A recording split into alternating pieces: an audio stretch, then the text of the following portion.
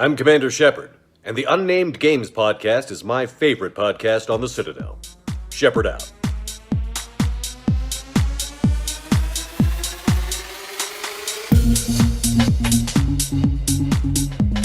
Hello, people of the internet. I am Craig, and welcome to episode 57 of the Unnamed Games podcast. With me this week, I have Mr. Longfangs Howlett. How are you, mate? What's up? Doing well, my friend. Doing well. Happy to be here. Good man, good man. You know what? It didn't actually matter which order I went on this because Phil isn't here, is he? So, you know, he's always going to be last by default. Hold on. Am I last now? I don't want to be last. Last. How dare you come to me last? I'm the most important man here, obviously. I guess I say to Phil, save the best. Did I do it till right? last. Did I do it right? Yeah, that's about okay, Phil. cool. That was about Phil. Cool. And for the audio listeners, as you can hear, that is Mr. Ratster Tweets, Chris Ratley. How are you, mate? I'm in a pretty good mood. I've had a pretty good week. It's been an exciting week of nerdy stuff, to be fair. So Nice. Good stuff, man. Good stuff. Awesome. Right, well, this week, our main talking point is going to be around Metacritic Discourse that's been happening between the fanboys. So that's going to be a good one to kind of get into and definitely hear your guys' opinions on it because it's pretty daft, really. But as per usual, before that, we're going to head in and find out what everybody's been up to. So first off, before we do anything else, we're going to go into our regular section, which we get from Alan. So it has a little title card this time as well. So it's going to be Alan's Project Zomboid update.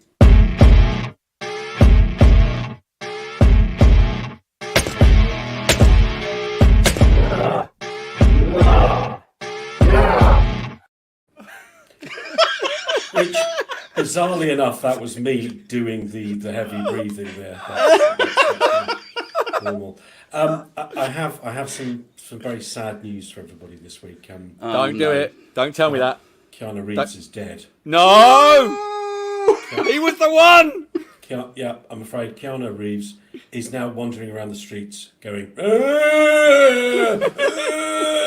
because he got munched on by a bunch of zombies. So How long did he last? Work I put on. I played him for about a week and a half, 2 weeks. So it was, and let's face it, I played a lot of hours. So yeah, I mean that was probably 100 hours or so that went down the pan. That's the price you pay for just for a moment, just forgetting the gravity of your situation and not concentrating, and you're walking out. See, I decided foolishly to go into the prison, and anybody that's played Project Zomboid knows the prison is a death trap. But I was feeling overconfident. I was feeling I'm Neo. I am the one. Yeah, I'm going to John Wick this. Even Morpheus couldn't make it back for the new film. Not the real one, you know. But, you know, and so I thought, I'm going to go in the prison and I'm going to kick ass. And at first I was, until I wasn't, and then Keanu I was until I wasn't. Yeah, and he's dead. But it's okay because Bruce Willis is alive and living in Rosewood. He's just built his garden on top of a factory, and he is doing well. He's now a good month and a half in. About 1,400 zombies down, and I've learnt the lesson. This one's a keeper. Bruce Willis is not going to die. Definitely not going to die, for sure. Have you put any air vents in the like building for him to climb through or anything? Air vents? Yeah, any air vents for him to like go through with a light? Oh no, because it's not Christmas. Okay. But we all know as well. We're only in September. When we get closer, I've got an ambulance that I'm going to drive into the back of a lorry and put it in downstairs, and then we're going to put in some air vents. And I've got loads of lighters, though. I've got loads of lighters ready. Nice. Okay. We all know as well, Alan, that Bruce Willis will not go easy because Bruce Willis does not die hard. He dies hard, you know. Oh, no. No. You're welcome. You're welcome. I just have. It's funny because when I'm playing, I just constantly have this urge just to keep mumbling to myself, "Yippee ki yay, motherfucker!" And it just happens, you know. But you know, what can you do? But I think he's doing well. I'm not sure whether he's up to the same standard as Keanu. Sorry, Keanu. Rip. Maybe we should have a moment's silence. I don't know. I mean, it's no, maybe not. I'm popping down to the local graveyard. I'm going to get Tombstone. I'm going to get one for Fatima Whitbread, and then one for Keanu Reeves. And I'm going to start building a graveyard for him, I think. So if anybody just happens to stumble across this video, not knowing what it's about, I really dread to think what they would think you're I playing. was wondering if we're going to start off like some sort of meme where the internet's going to pick up because hundreds of people, thousands of people, literally Hundreds listen of to this thousands. pod. Yeah, indeed. Listen to this pod across the world globally. And I thought, I'm going to start off a thing where people think Keanu Reeves is dead, because that happens sometimes, doesn't it? And people are going to go, but this guy on this podcast in the UK, he said like Keanu was dead. Yeah. And he's not, he's alive!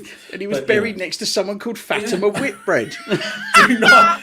Fatima Whitbread is an Olympic gold medalist. Do not belittle her name. Mate, Fatima Whitbread's awesome, but it would be a very bizarre cemetery to have Keanu Reeves buried next to Fatima Whitbread.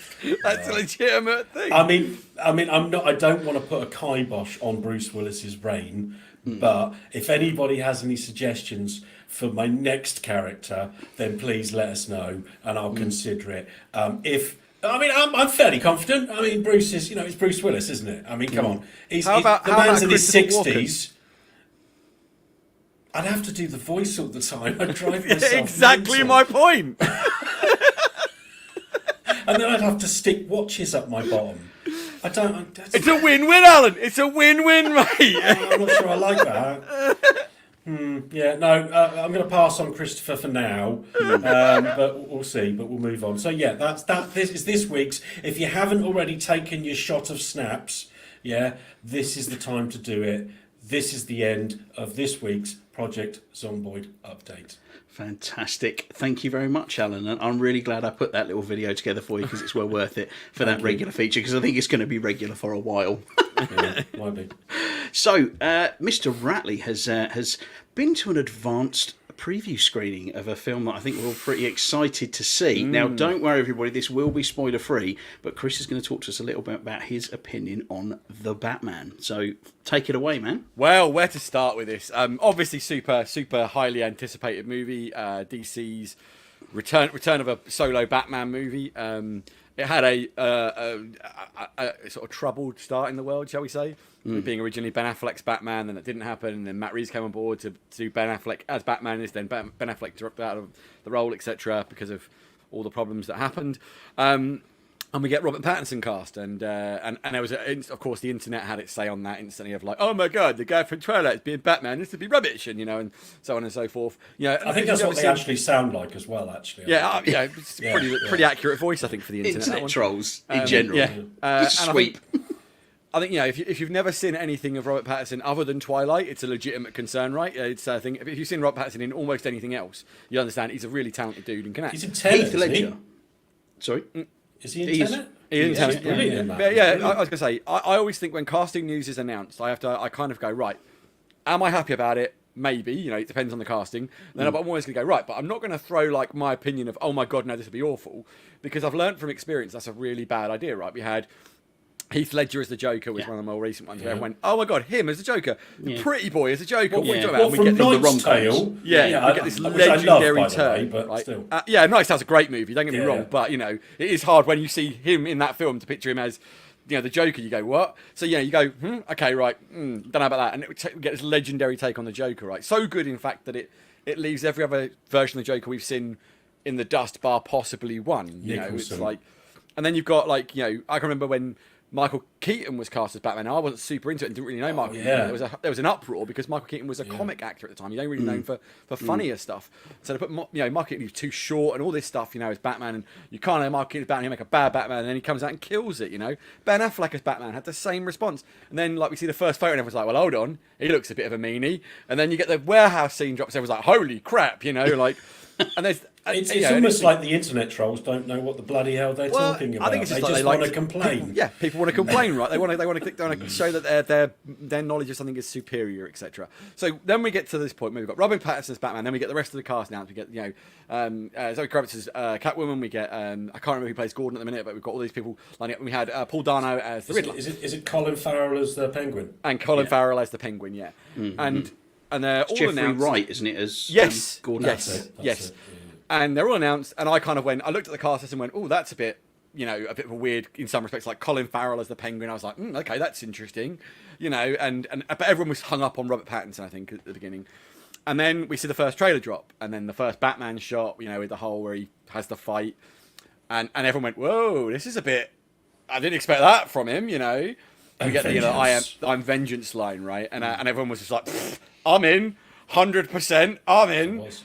And I sat down to watch the movie with that. I only watched that first trailer because I was like, once I'd seen our trailer and I was convinced I wanted to see the movie. I'm sick of trailers spoiling movies, right? I'm sick of it happening. It happens way too much. You know, some film trailers give too much of the film away. Some are literally guide you through the movie in the trailer. You know, and you're just like, oh, you know, what have we got here? So I sat down and watched the Batman, and I can say this: that it was a 3-hour movie, just under 3 hours, like by the smallest of margins. And I didn't feel bored or it dragged on too much at any point. It is possibly a teeny bit over long.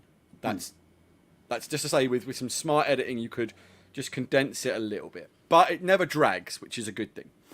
I will say this. The opening sequence, the very opening sequence, right up until a scene you've seen in the trailer, which I won't say what it is one of the most perfect things I've ever seen. It is like literally watching a graphic novel come to life in front of you.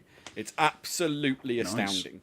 And then you get a scene you've seen in the trailer, and then all the highlights from that first 20 minutes were in the trailers.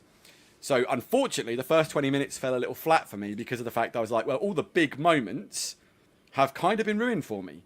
And I was like, I was a bit, yeah, it sounds weird. So I'm not going to say that it still didn't work for me because it's still really good and really strong. There's a lot of other stuff you haven't seen that fills in a lot of the gaps in that 20 minutes. And there's some great stuff. Like the first time you see Batman enter the crime scene, and that's all I'll say about it. You know, it's like, I'm not going to tell you what's happening or whatever, but Batman walks into this crime scene and there's a different dynamic between him and the police because this is a young, new Batman, you know, and he has this, what I would say is amazing about Patterson straight off the bat, check that out for an unintentional bat reference.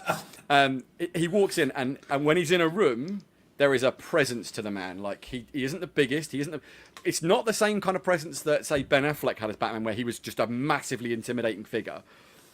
He cuts this much more, you know, reserved kind of, you know, don't really know what to make of him kind of figure, and it's very good. There's a great couple of moments in the first scene with the police in the crime scene, and the way that he walks around the crime scene, and you're seeing him be Batman and kind of check it all out and like pick up on things. Like, oh, this is good. And as they said, it leans into this detective side of Batman, which is something that's been sadly missing from Batman. Yeah. They always veer more towards the action, which is great. Yeah, but they always miss the part from the comic books where he is actually a detective. Yeah, so there's good and there's bad to that. Yeah. Okay, and this is the thing I'm going to say about the movie. Is it a perfect Batman movie as everyone thought it'd be? Hell no. Is it the best Batman movie we've ever seen? Now, there are two ways to look at this. Is it the best Batman movie I've ever seen? As an actual outing for Batman and representing Batman as a character we know from the page, this is probably the most comic accurate Batman to date. Bar possibly the fighting element, which isn't bad, but it's just not quite as accurate as Batman would be. And he's maybe not quite to where he needs to be in terms of intelligence levels for Batman. Like there's a point where that I wonder if I'm spoiler, but it's a language thing, and he gets it wrong. And it's like Batman knows like 26 languages according to the comics, right? He wouldn't get that wrong. A question on that. Is he playing like a younger, more inexperienced Batman? So yeah, you'll find as the movie progresses, they don't really specify a time frame, but he's obviously not been doing the Batman thing for a stupidly long length of time.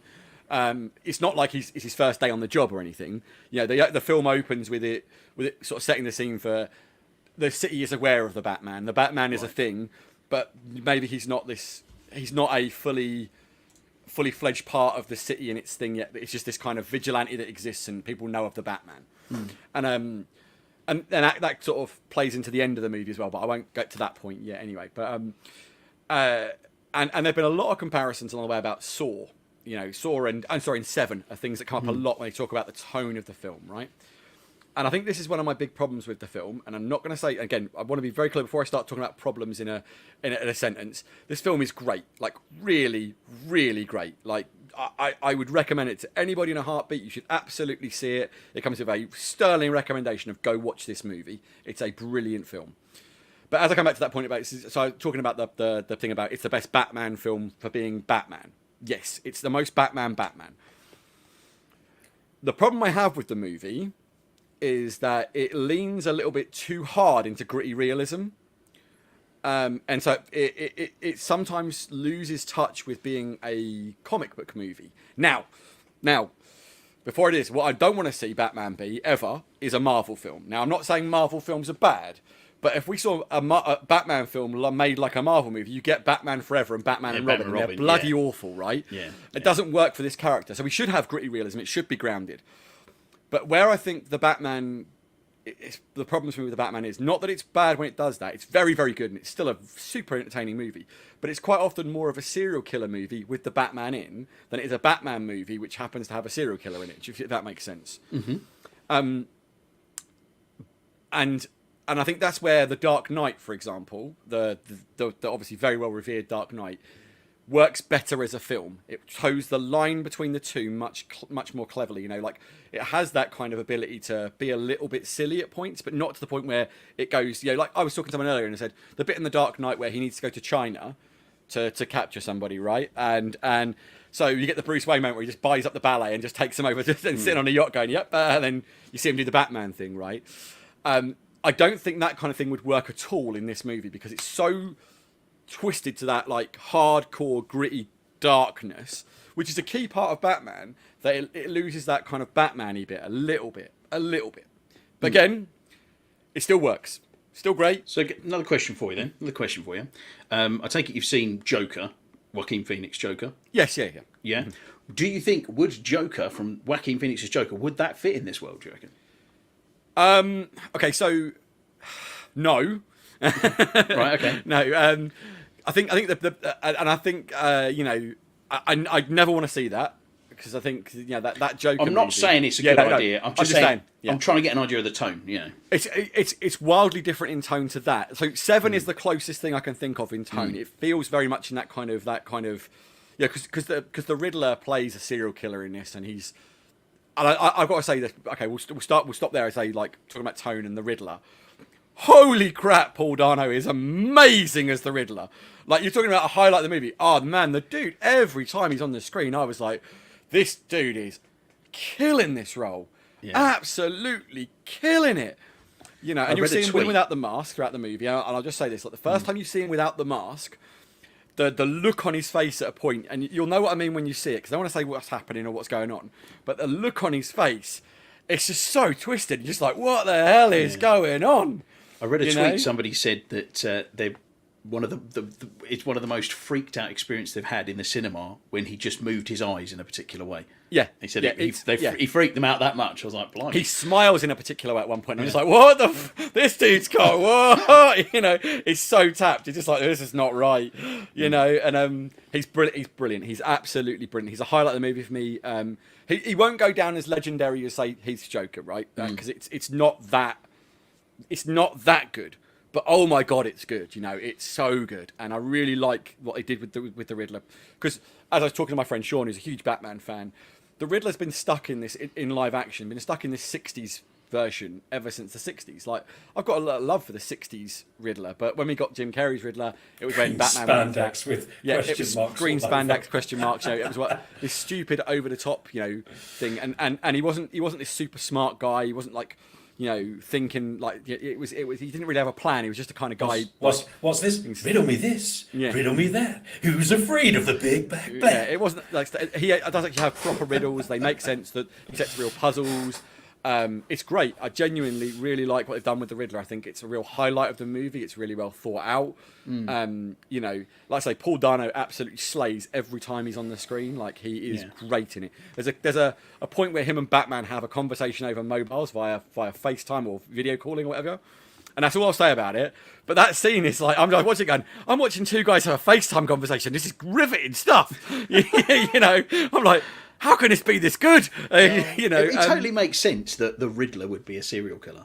Oh yeah, no, 100%. Leaving notes and that, if you know that if you read the comics, like that the Riddler is not a nice guy at all. He doesn't just make jokes and set puzzles and run off. He's a lunatic, like full on. So I really love that. There were some other things, like I love some of the way they use Batman's tech in it. Some of the tech he has is phenomenal. The first time you see like his first piece of tech, it was like, oh, that's so cool. Like, and they've really thought about how he utilised technology. Oh, like, brilliant. I say I have problems with it. Like, one of them is Batman isn't as smart as he should be, and certainly for the world's greatest detective, and they're going to be Detective Batman. He doesn't do a lot of the detectiving at points. You know, somebody else does, and I won't say who, and I won't say what. But I was like, oh, okay. The no kill rule, which I know is very important to a lot of people, is super well respected here, and actually I feel done quite well the way he talks about it. And you know, you see this in Batman. You know, so I'm not as you know, this whole thing about Batman never kills, I don't think that's necessarily true, but I think Batman is so adverse to killing, and he understands like why you don't just go around randomly shooting people. So I do think this representation of Batman gets that more right than literally anybody else, right? And I do think the detective side of it, the story leans into that more anyway, because of the fact the Riddler is leaving clues and he has to try and figure stuff out, and the way the Riddler works leans into Batman being a detective and having to figure things out. But he is kind of dumb at points as well, which is a bit disappointing. The introduction of the Batmobile is amazing, and I didn't like the look of this Batmobile in the slightest. I thought it looked stupid and horrible, and I was like, I don't like it, and I'm still not the biggest fan of it. But oh my god, the introduction to this Batmobile is a proper like woo moment. Like, I was sat there going, oh yeah, That's what you want, isn't it? That's what you want. Yeah. I have problems, like going back to the trailer thing, right? There's a shot in the trailer, and I won't say what shot it is, and I won't say how it is, but it's quite a striking shot because this movie is beautifully shot. It's a brilliantly, beautifully filmed film. You know, Matt Reeves has crushed it in that respect. You know, the direction that is superb. But there's a shot that's in the trailer, first trailer, and it is a climax to a scene which is amazing. But you're watching the scene, and if you know the trailer, you're going, I know exactly how this is going to end. I know what's going to happen at the end of this scene, and you've spoiled it for me. Like, it's so annoying. It's so annoying. So I was like, there are things like that. I think I know what scene you're talking about without you even saying. You know, there's a couple of scenes in the trailer that you go, that looks like it's a pinnacle moment. Yeah, and there's also a point in one shot in the trailer that everyone was discussing online in like the Reddits and stuff. And I was like, I reckon it's this, and I reckon it's that, and I reckon it's that, and it's just a complete not what I think at all. It's like, okay, it's almost a bit of a non-event, and I was like, I thought that was going to be way more important in the movie, if I'm honest. Like, in terms of it was going to lead to something much bigger, but it's like not. There are some things I didn't like. I'm going to be honest. There's a scene in the movie about it's towards the end of the film, probably. You know, 4/5 of the way through, maybe a little bit longer, where something happens, and as the scene started, I just went to myself, "We're not going to do this, are we? Please don't do this." And they did it, and I was just like, I was saying a lot of choice words on the rest. It felt forced, it felt horrible, it felt awkward. I didn't like it, and I wish it wasn't in the movie. It doesn't need to be in the movie. It doesn't serve any purpose. It's just not needed to be there. It's there because Warner Brothers said it had to be there, and it's as simple as that. And I don't like it, and I wish it wasn't in the film at all. I feel that strongly about it. I would cut it from the film. Is it a Patterson butt shot? No, I mean more Patterson butt. Surely we want more of that, right? There's another scene where I can't say what happens without spoiling it, but he does like it does a thing, and it's like it should be one of the most Batman moments, and it ends up just kind of coming off a bit lame in that he uses a gadget he has, but it isn't really a gadget, and it just kind of looks a bit crap. And isn't really very Batman-y, and I didn't really like it, and I was like, that's a bit naff. And one of my friends saw it last night, texted me saying, I really thought that was a bit crap, and I was like, you and me both, that was kind of crap, and didn't really feel very Batman-esque. You know, there is a subplot that comes in, and it gets sort of tossed about, and it takes too long to get round the circles. So where the film doesn't drag, the point where you could definitely condense it and smarten that is that bit of storytelling there. It just takes too long to get anywhere. It feels a little bit kind of forced and, you know, thing. But again, these are minor gripes. This is me like going in hard on a film, which I did thoroughly enjoy. And I really liked the very end of the film. I thought they finished it quite nicely in terms of character. I didn't really like... Oh, it's not true. I can't say that without spoiling it. The last... Oh, no, I don't want to say that either, because that's going to sound wrong. One other thing I haven't mentioned, I will say this. Colin Farrell. Wow, he's good in this movie. Like, wow, he's good in this movie. Like, really good. Like, underneath the makeup, it's hard to believe it's Colin Farrell, for a start. They've done such a good job with prosthesis. But he really does a great job as Penguin. You know, like, he plays that brilliant... Go on. I actually saw him. I watched. He was on Hot Wings. I'm sure you've heard of that. Oh yeah, love Hot Wings. Yeah, Hot Wings. he was on it this week, and I actually watched him on that. And he actually said about the Batman. He said he thought wearing the prosthetics would be confining and restrictive, but actually he found completely the opposite. It was like completely like he was able just to let loose and just go crazy on the character that he decided he was going to play, and not be held back by the limitations of what people perceive him as an actor that he can do. So he was great. I mean, honestly, it's a real highlight. He's the first time you meet him in his club, it's just really good. You know, right, really strong. Like he comes across straight away as like this guy who's confident in himself, but like in a way, there's like this thing not quite there, and like it really works itself out for the movie. You've got John Turturro as Carmine Falcone.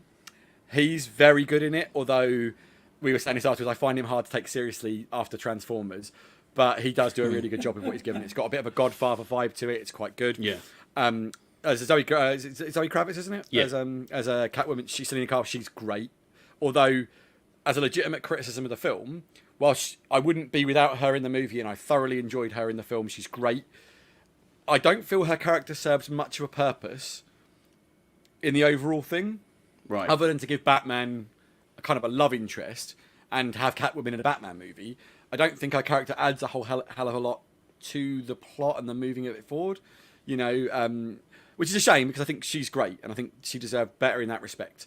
But again, it's not like I would cut her out of the movie. I don't think she's not bad and the plot isn't terrible, and it's worth having her in it because she's great. And then you have the only person I haven't spoken about really who plays a major part. 'Cause, spoiler alert: Andy Serkis isn't in this movie a lot, which is a shame because I think he would have been great in a bigger volume. But he is good when he's on screen as Alfred. But the last person I want to talk about is Jeffrey Wright as Commissioner Gordon, or sorry, I think it's Lieutenant Gordon at this point. And holy crap, like, dude kills it from the minute he's on. He is so great in this role. Talented actor. Yeah, Great 100%. But actor. oh my god, this is good. Like, you know, there are for me there are the two actors that steal the film, him and Paul Dano. Like those two, like, are just great in their roles. They're good. And that's not to say that anyone else in the movie is bad, because there isn't a bad link in this chain, right? Everyone's great. But his Gordon was just on point. Like, he's just stoic, virtuous, good cop, you know, and you just know he is. And like, you know, it's just great. He just delivers everything he needs to deliver as Gordon. You know, you can tell him and Batman, because Batman obviously, like I said to you, there's a strange dynamic between him and the police, because he's this new Batman. No, the police don't really know if they can trust him. That's really early in the film. It's not a spoiler. But you see that him and Gordon are obviously like tight as they get. He knows, Gordon knows he can trust him implicitly. Batman knows he can trust Gordon. He knows he's a good cop. And that's the way they play that. He's just, I can't say enough good things about him as Gordon. He's great. Whenever he's in a scene, it's a good scene. He's great in it. I can't say enough good things about him. He's great. And overall, I really love the movie. And I don't want to say, like, I want people to come away thinking, because I've had some gripes about the film and there's some things I don't like that I'm saying it's a bad film. My takeaway is this: is it the best Batman movie you've ever seen? It's the best representation of Batman on the screen to date. Yes. Is it the best Batman movie? No. The Dark Knight is a tighter, better, cleaner film. And I don't want that to say that I think this is that. You know, again, I'm trying to just say it's really, this is still sensationally good. Like, it's as good as almost everything else you've seen. But I have my gripes, and I'll be honest, if I was to watch a Batman movie, if I put them, I was talking to someone earlier, I said, if I've got three movies with Batman in, I'd rather watch. Now, I'm biased on one of them, I'll admit, but I would rather watch Batman 89, because I just love that movie, and it's probably nostalgia playing its part. Love that. I'd rather watch The Dark Knight, and I'd honestly rather watch Zack Snyder's Justice League for Batman, because they supply different things. Having said that, if it's a Batman movie you seek, no, I can't see you finding much better other than The Dark Knight. In terms of, and if you want comic book accurate Batman, yeah, you know, like, it's hard to beat, you know, like, how accurate they've been with the character. There are some inaccuracies as well, let's just to be completely honest. It doesn't always deliver this perfect representation of Batman. And he is a young Batman who's finding his place in the world. Like, there's a bit towards the end of the movie where he talks about that. And it's like, it opens up where they could go in the future with him becoming a more sort of, in knowing who he is and what he's supposed to do with this Batman mantle, which could be quite good. Have you seen Batman Year One, the animated film? Yeah, Is I've it read the quite, book as well. Is it? Does it feel like it's had quite? They take elements of that away Yeah. from it. Yeah, 100%. There's a lot of that early doors Batman which is there. You know, it's it's an amalgamation of a lot of bits and pieces. You know, it's not an adaptation of one thing. They've obviously begged, borrowed, and stealed from a lot of stuff.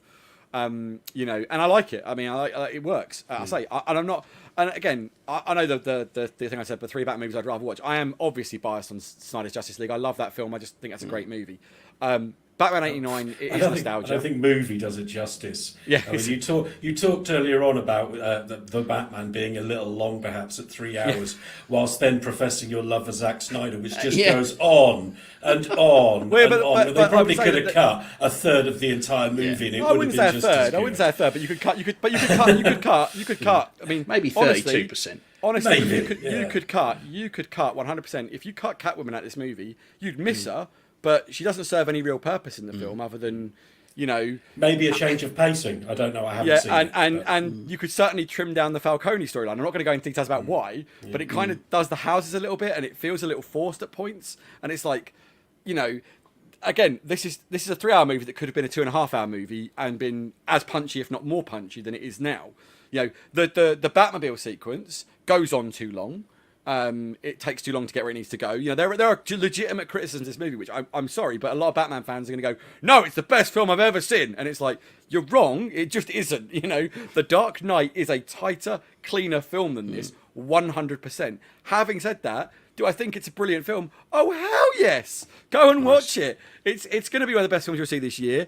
It's one of the best comic book movies I've ever seen. You know, there's so much good here that unfortunately the little bits of bad kind of rise up more. So I think notice them. both myself and Craig are going to be watching it this week. Yeah. I think I'm going to be watching on Thursday. What are you going to see on Thursday? as well, Tuesday. Craig? Tuesday For me. Yeah. So when we're back next week, we will be down for having an interesting conversation with some of the points But I that will you've made.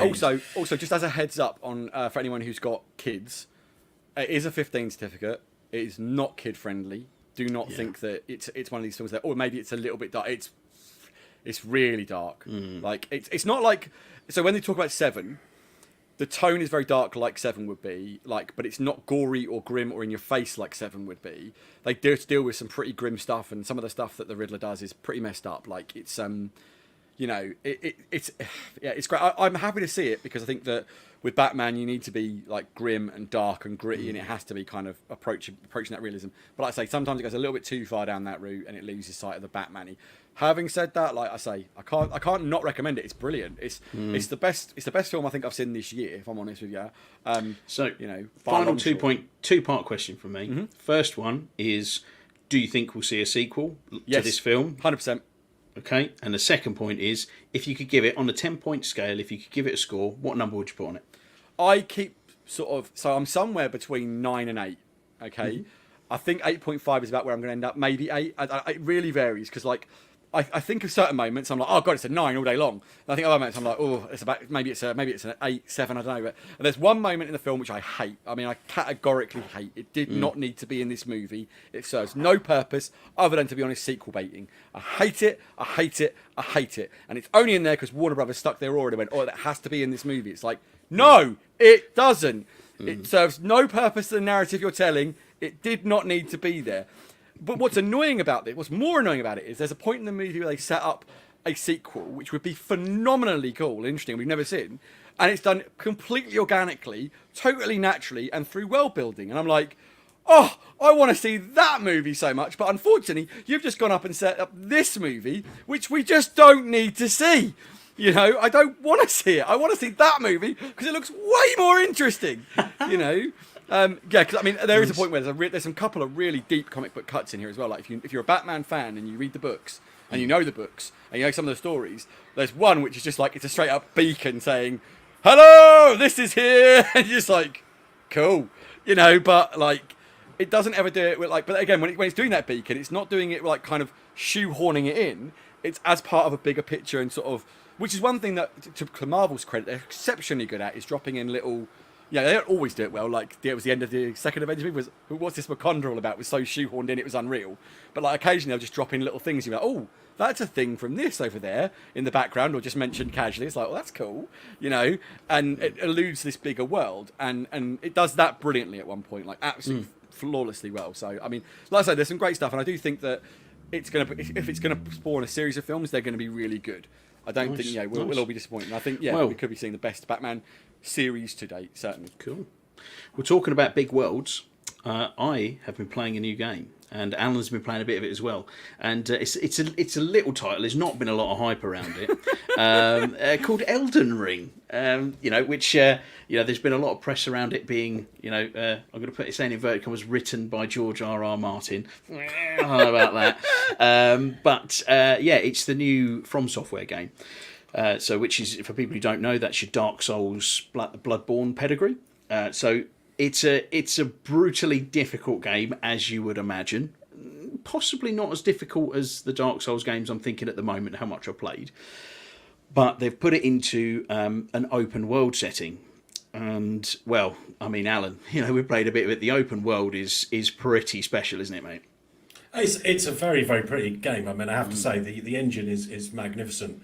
It's beautiful, and wandering around Dark Souls 4, Elden Ring, is just your eye it's just something that catches your eye every few seconds, Yeah. And it's like every tiny touch and visual and thing that's happening in the world is really quite remarkable. It is. I mean, I can't say I've seen anything that doesn't work so far. To be honest, I haven't seen any graphical issues. Anything with an open world game, you always expect something. So I haven't seen anything so far, but I'm quite wowed with it. And I was having a bit of a rant, wasn't I, the other night when we were playing, because I don't understand. So before I get to about how much I like it, I just want to talk a little bit about something that just niggles me just a little bit.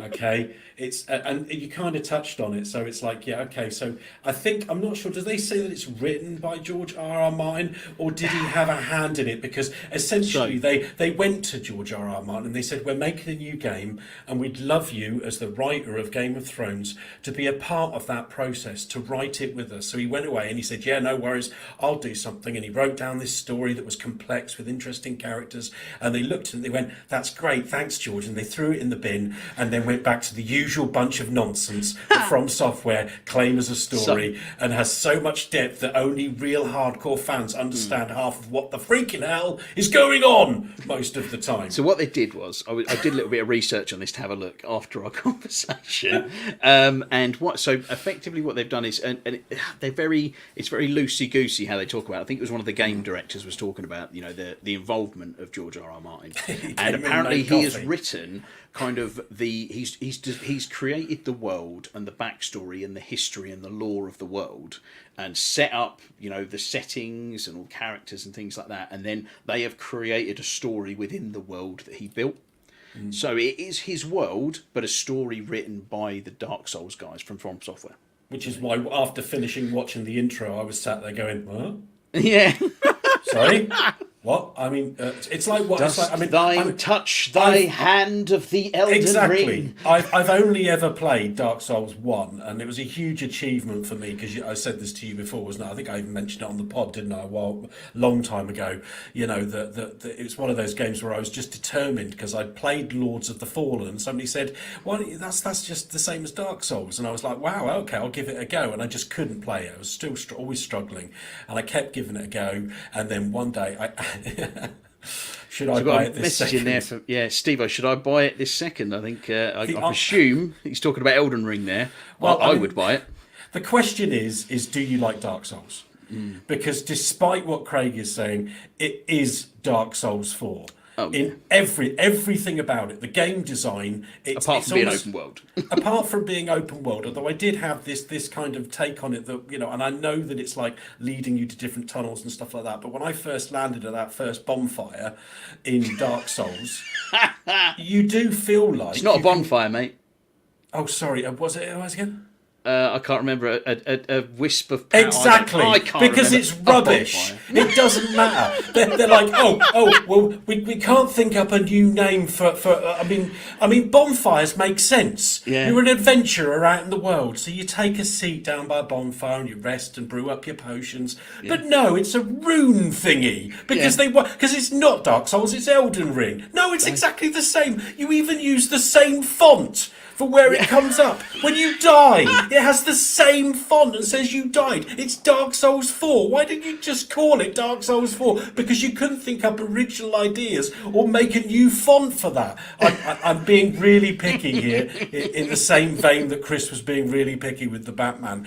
But it just annoys the hell out of me when people keep going on about how brilliant Elden Ring is and completely ignore these little design flaws that From Software are just like, well, I mean, it's not a bonfire, it's a rune thingy, because that's completely different. It's the same thing. Why don't you just call it a bonfire? Well, none of us can remember what it's called. That's how memorable it is. But and also in Dark Souls, when you would grab the souls of your enemies and consume Runes. the souls, now you consume the runes from your enemies. It's exactly. It's even the same animation. It's not even different, and everybody just ignores this. It's lazy, is what it is. It's a lack of imagination, is what it is. And I'm sorry, but it is. But upon saying all of that, Elden Ring is a lovely game, and it's a huge amount of fun. Oh no, sorry, I haven't finished my rant. I'm going back. Take a couple of steps back. Multiplayer. What's the point in calling something multiplayer when it's not really multiplayer? We had to spend an hour just trying to get into each other's games. It's like they didn't want us to play together. It's like they didn't want us to. We had to go and find an item. Then you had to watch an online video. There's no help in the game. You had to go on and watch a YouTube video for some random bloke that doesn't work for From Software to explain to us that you had to make a different item to be able to... I had to make an item to summon you into my world, but then we went into a cave, but it wouldn't let me into the cave because I had you in my game. So you had to leave my game so I could go into the cave past the mist and then summon you again so we could go in, and it wouldn't work. And it's like, why? Why are you making it so hard for me to enjoy this game with my friends? But everybody ignores that. It's a masterpiece. Elden Ring, From Software, not worthy. Yeah, I'm just being mean. But everything else about the game is great. It is great fun. I think they've really worked hard on the combat, for example. I think the classes feel much more distinct to me than they did in Dark Souls, the series. I've picked a warrior. I can't remember which one you picked, but I went for the Confessor. Yeah, and I had like 2 scimitars, so I was kind of like, I had the option to dual wield, which was really hard because there was no blocking, and a lot of the moves involve like block and parry and stuff like that. So I actually pulled my shield out, which is really rubbish, isn't it? It's like a dinner plate. It's like a dinner plate on my. And when some boss is coming at you with a halberd that's the size of a horse, and you're standing there with your little dinner plate shield going, come on then! It's a bit scary. But no, the combat is a lot of fun. It really is. And they're kind of quick time events, but they don't feel like them. If you time something just right, you parry at the right moment, then you pull the right trigger, you do a motion, and then you wait a bit longer, and then you pull the smaller attack. Block counter. Yeah, so if you're blocking and they attack you, as long as you hit heavy attack directly after that, you effectively do a counter. So what they've done is, rather than just having the parrying ability, which is very difficult to master, they've kind of given you it's not, I don't think it's as powerful or as quick, but a way to get in. And if you've got a character that's not too strong, it will knock them down onto one knee. You can then do an assassination from the front, which does massive damage. So it's quite a nice little add-in they've done, particularly with the stealth mechanics that they've added in. Hey, Alan. Yeah, the stealth is really good. I think they've worked really hard on the stealth, and the stealth works really well. And I think that was something else I wanted to talk about with Elden Ring, is the fact that, so that's a good question, Steve-O, because is it as much of a grind as Dark Souls? The truth is that I don't think it is. Now, that the inherent problem that makes Dark Souls 4 Elden Ring, so difficult... This isn't going to get old. ...is the fact that they don't tell you anything. There's no instructions on how to do things. So you do like the opening section, and you come up this big lift, and you walk out into the world, and you're like, Ooh, the beautiful tree and the grass blowing in the wind, and you, right, okay, I'm an adventurer. Off I go, straight down the path, 10 feet away. There's a guy on a horse. Let's go and I'm dead. Oh, maybe I did something wrong. Respawn back at the rune bonfire. Right, okay, walk out, guy on the horse. I'm dead. He's a boss. You're meant to avoid him. He's right outside the door, but they don't tell you anything. And that is inherently what makes it difficult. But what makes it easier, I've already talked about Project Zomboid, Ryan. I'm sorry if you weren't here early enough. You'll have to rewatch it, my friend. It's at the beginning, special section. But yeah, but I think what makes this easier than Dark Souls is the fact that you can grind it. So because it's an open world game rather than you're going into an area, it's much easier to grind and get your XP up and level up and get more abilities in a simpler way, which I'm not saying makes it easy, because it isn't easy, but it makes it, I think, easier. And you add in the stealth element, like that first camp of guards when you come out of the area. When I played it for about 3 or 4 hours without playing with you, didn't I, Craig? And I didn't even find that bit to the right because I didn't understand, because of course it doesn't explain to you that there's an indicator on the rune bonfire thing that tells you which direction you should be going, but it doesn't tell you anything. Trail. Yeah, I know, but you don't know what that means. You kind of guess because it doesn't tell you anything. So of course I was wandering around for ages, and I found this cave at the end, and I was like, right, okay, so it's the only cave and it's in the first area. This must be the one I'm supposed to do. 60 bazillion deaths later, I finally started playing with Craig. He went, there's a camp over there with loads of guards in it, and that's quite easy. Okay. And we went over there, and I've done that about 3 or 4 times and leveled up a few times, and I'm starting to explore that area a bit more, and I'm starting to understand the mechanics. So I think the entry level is a bit lower than Dark Souls, and it's a bit more forgiving because of that. But I think, again, it's hard to get into that mindset. You have to remember, with Dark Souls, Elden Ring, it doesn't tell you what you're supposed to be doing. It doesn't tell you that if you go to an area where the bosses are 10 times more powerful than you are, then don't go there again. It's not because you're doing it wrong. It's because it's bloody hard and you need to go somewhere else and level up for another 10 hours and then come back and do that boss. And it's something like that. Again, it's like I was trying to read up about how there's this summoning that you can do in the game. And the only reason I know about this is because of Ritzy in our chat group, who mentioned it first of all, because he apparently played for 12 hours and then found out about it and was like, oh my God, really? You can summon things? And went back, because of course it doesn't tell you. And then I went to find out how you do it. And I even watched the video on it because you mentioned it. It's the woman who sits by the bonfire up there. Is it Stonehill? Somewhere like that. Church, isn't it? Yeah, exactly. And again, nothing tells you that you're supposed to go and talk to her and then go and do an mission and come back and talk to her to get that. So you just have to kind of hope that you do the right things and find it. But I'm not ashamed to admit that playing through Dark Souls, every single boss I went online and looked at YouTube to help me to beat them. I'm not ashamed. I'm not a pro Dark Souls player. I'm not going to sit there for 10 hours working out its weakness. It's hard enough for me to beat it when I do know how to beat it. Yeah. I don't need that. So, going back to Steve-O's question, I do think Elden Ring has a much lower accessibility level, and it is much, you can stay in your comfort zone until you're ready to kind of push out a bit, find a new area, see if you can deal with it. If not, stay back and do the same bits again, grind a bit more, go and do it.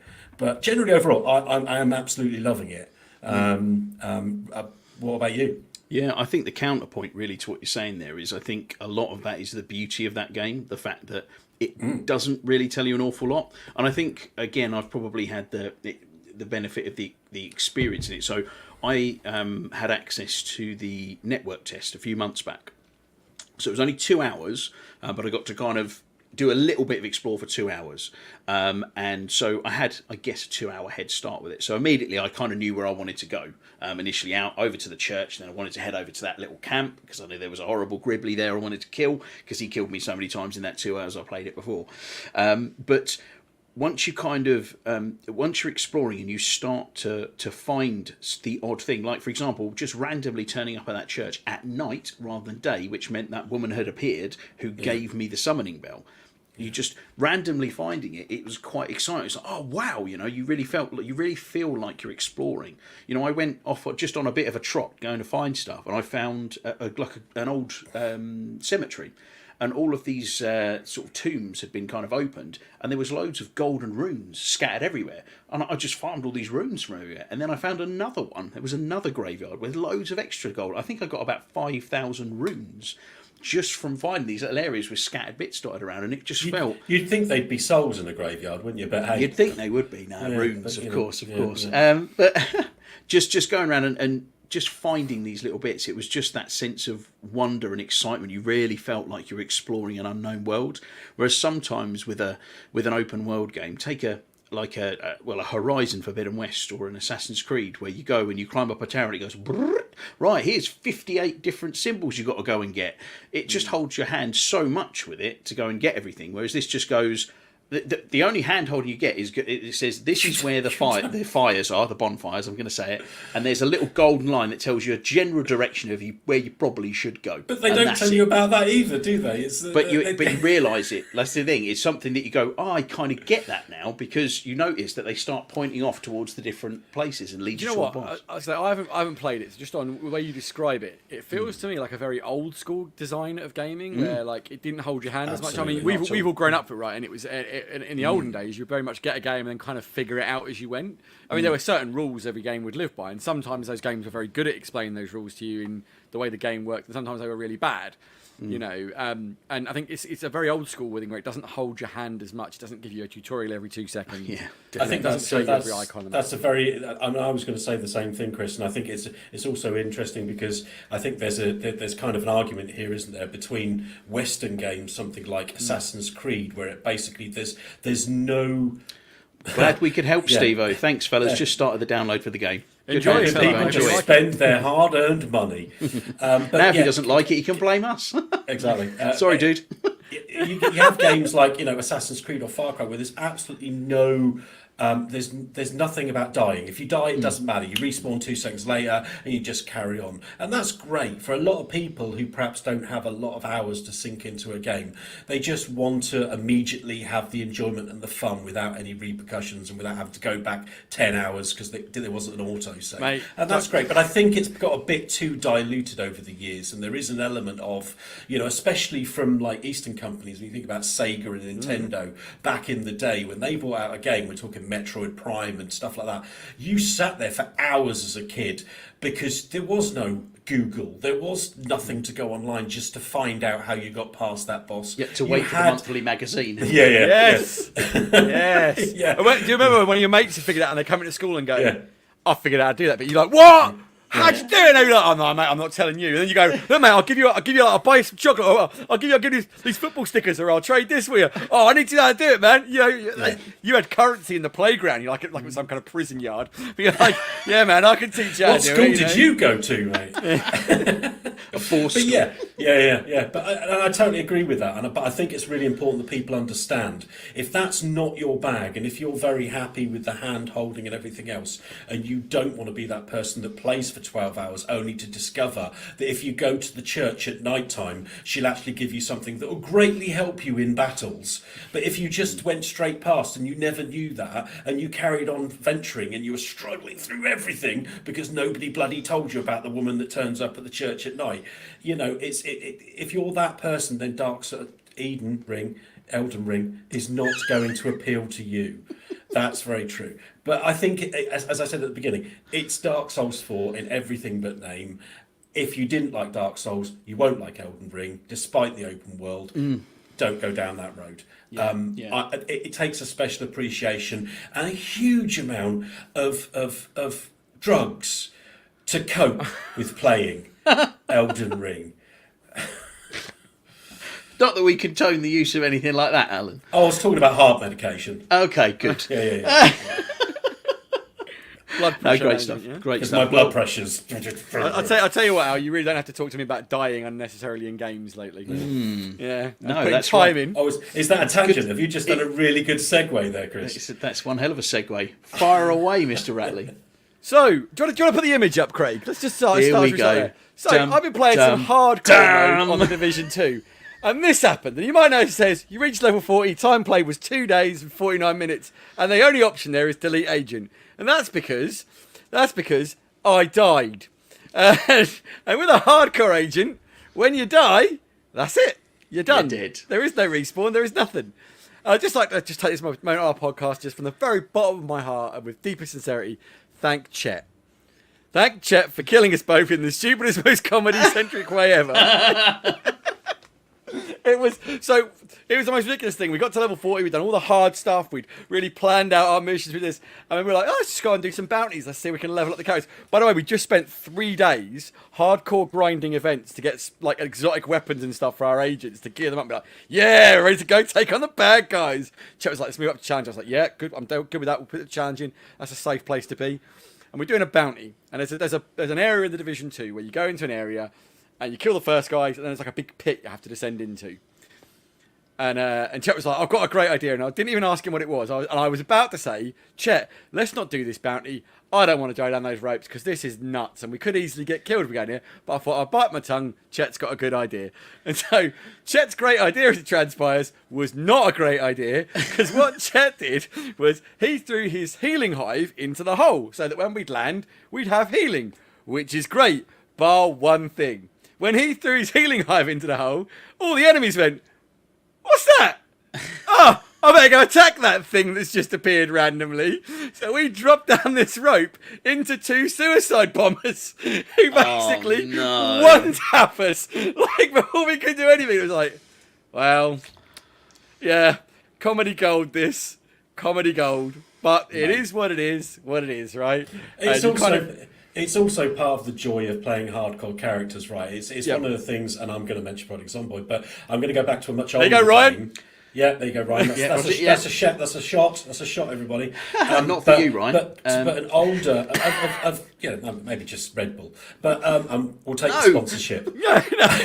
But no, an older game. Don't give his kid energy drinks. Poor old. It reminds me of a hardcore Diablo playthrough 3? on Diablo 3 with Jules. Yeah, and we played 2 hardcore characters, a hardcore barbarian, and this went on for quite a few weeks. We played all the way through it, where every moment you're expecting yourself going to die, and we get to the end battle with Diablo. This was before the expansion, Mathiel's expansion came out, and we get to the fight with Diablo, and he has like his first wave, and we're doing really well, and then Jules dies. So he's played all the way through Diablo 3 with his hardcore character, and then I went on to kill Diablo single-handedly and walked out, and I'm like, and he's like, I didn't make it, I died. Didn't get the achievement, did he? Yeah, he didn't get the achievement. It was weeks of hard work to get those hardcore characters, but that's why you do it. I've still got that hardcore character saved. Yeah, it's one of these things that, like, we'd been through the whole campaign. We we got to the point we did the Warlords of New York DLC, which was tough. The end fight in that was really difficult. Like, that is hard, man. It was like proper brown trousers moment a couple of times during that, because like there was some, like, we both nearly died a couple of times, and then like it was the stupidest thing that killed us, and it was just like, and it was so funny at the time. But I mean, I'm up for doing it again. I'm not sure Chet's quite there yet, to be perfectly honest. But it was fun, man. You know, and I don't hate it. It was good fun, but I do think it was interesting to play that game for a different way. Like, really have to like consider your encounters and like, and you know, if you ever played a game like that and there's an option to play hardcore, it's well worth a try. It can change the way you approach, you know, the game and think about the game as well. I definitely give it a go if you've got a mode like that, like on the Division 2, or, you know, like it could also, if you played it through the first time, like, it could make you never play the game again. Yeah, 100%. I mean, that was 2 days of my life, straight up 2 days and 49 minutes. I'll never get back, and Chet owes me. You know, he owes your blood debt. But I mean, it was a lot of fun, and like I say, I thoroughly enjoyed it, and I would thoroughly recommend it to everybody to have a go at some point. I mean, don't take it seriously and expect to die at any point, because, you know, it could happen. You could walk around a corner and, like, especially in the early levels, I remember there were points where we'd walk around a corner and go, whoa! Because the whole load of guys like, run away! Like, so yeah, just going to finish this up with a little 1-2 punch. I'm going to pop that back up on the screen again, just to twist the knife a little bit, mate. Yeah, unlucky. Well, thanks, Chet. You owe me 2 days, 48 minutes, whatever it is. Nice, cool. So next thing, Alan. You've been watching a bit of an old classic movie, haven't you? I suppose it is a classic, really. I've been thinking it is a classic movie, but it depends. I mean, I'm not sure it's everybody's cup of tea, but it's one that we used to have a cat, right, called Molko. and he had a little bit of a bladder problem. So you never put anything on the bottom shelf of stuff. And I found this out the hard way when my collection of DVDs one day, we went to take a DVD out, and they were all completely destroyed because they'd all been pissed on. Oh, no. It was pretty mank. So they all got thrown away, and from that point onwards, we never. And one of those DVDs that got thrown away was Enemy of the State, and it is a movie directed by Tony Scott. It is produced by, oh God, I forgot his name from Transformers. What's his name? Michael Bay. Michael Bay. I think it's Michael Bay. Don't quote me on that. I'll have to check that last piece. But definitely directed by Tony Scott. It has Will Smith, Gene Hackman, John Voight. And that's just naming the big hitters. You've also got Lisa Bonet, you've got Seth Green, you've got Jack Black, you've got Scott Kahn, and a couple of even others in there. Regina Scott, I think, is Will Smith's wife. There's some really good names in there. And I think it's such an underappreciated movie Great from film. the time. Yeah, really well paced, a really good Tony Scott movie. And at that point, he was really knocking them out of the park. Very good action film, but at the same time, it's also a really good topical film because it's talking about surveillance and the power of the NSA and stuff like that. And I think we've now reached a point where literally the whole world has just bought in and said, you know what, I've got my mobile phone. They're probably listening to every conversation, and quite frankly, I don't give a crap. We're just going to get on with it anyway. It doesn't really change anything. And if they want to listen to my mundane prattle, they can watch the podcast. They don't need to tap into my phone. Yeah, that's so it. so. But at the time it was very That's a way to get more listeners, Alan, isn't it? Get the government listening as well. As long as they listen to it through YouTube, so we get the hits right. That's all we care about. Don't use a secret spy tactic. Just watch it on YouTube. We're on the hits. I thought you meant that a different way. I thought you meant they don't want to listen to my prattle, and I was saying they don't come to listen to me. They come to listen to you, Craigie Poos. Oh, stop it. But no, the nicest things, didn't he? He does. I'm seeing you tomorrow. I'm going to give that forehead a little. Lovely. Anyway, and then I'm going to kill your character. But anyway, that's another story. But yeah, the movie itself is just really well paced.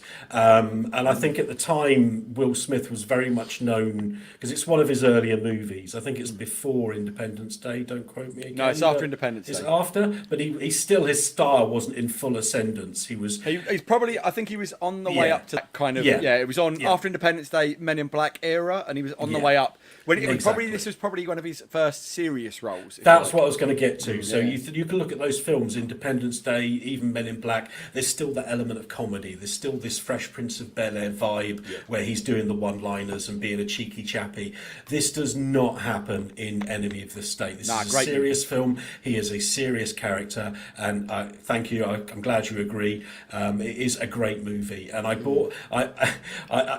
we've had this discussion many times about was it the other podcast where I said, oh yeah, you can watch it on Blu-ray, on DVD. Like, DVD? Oh my God! So watch it on VHS or I'll watch it on vinyl. I'll watch it on vinyl. So I bought the Blu-ray because it was like £7, and it was beautiful picture.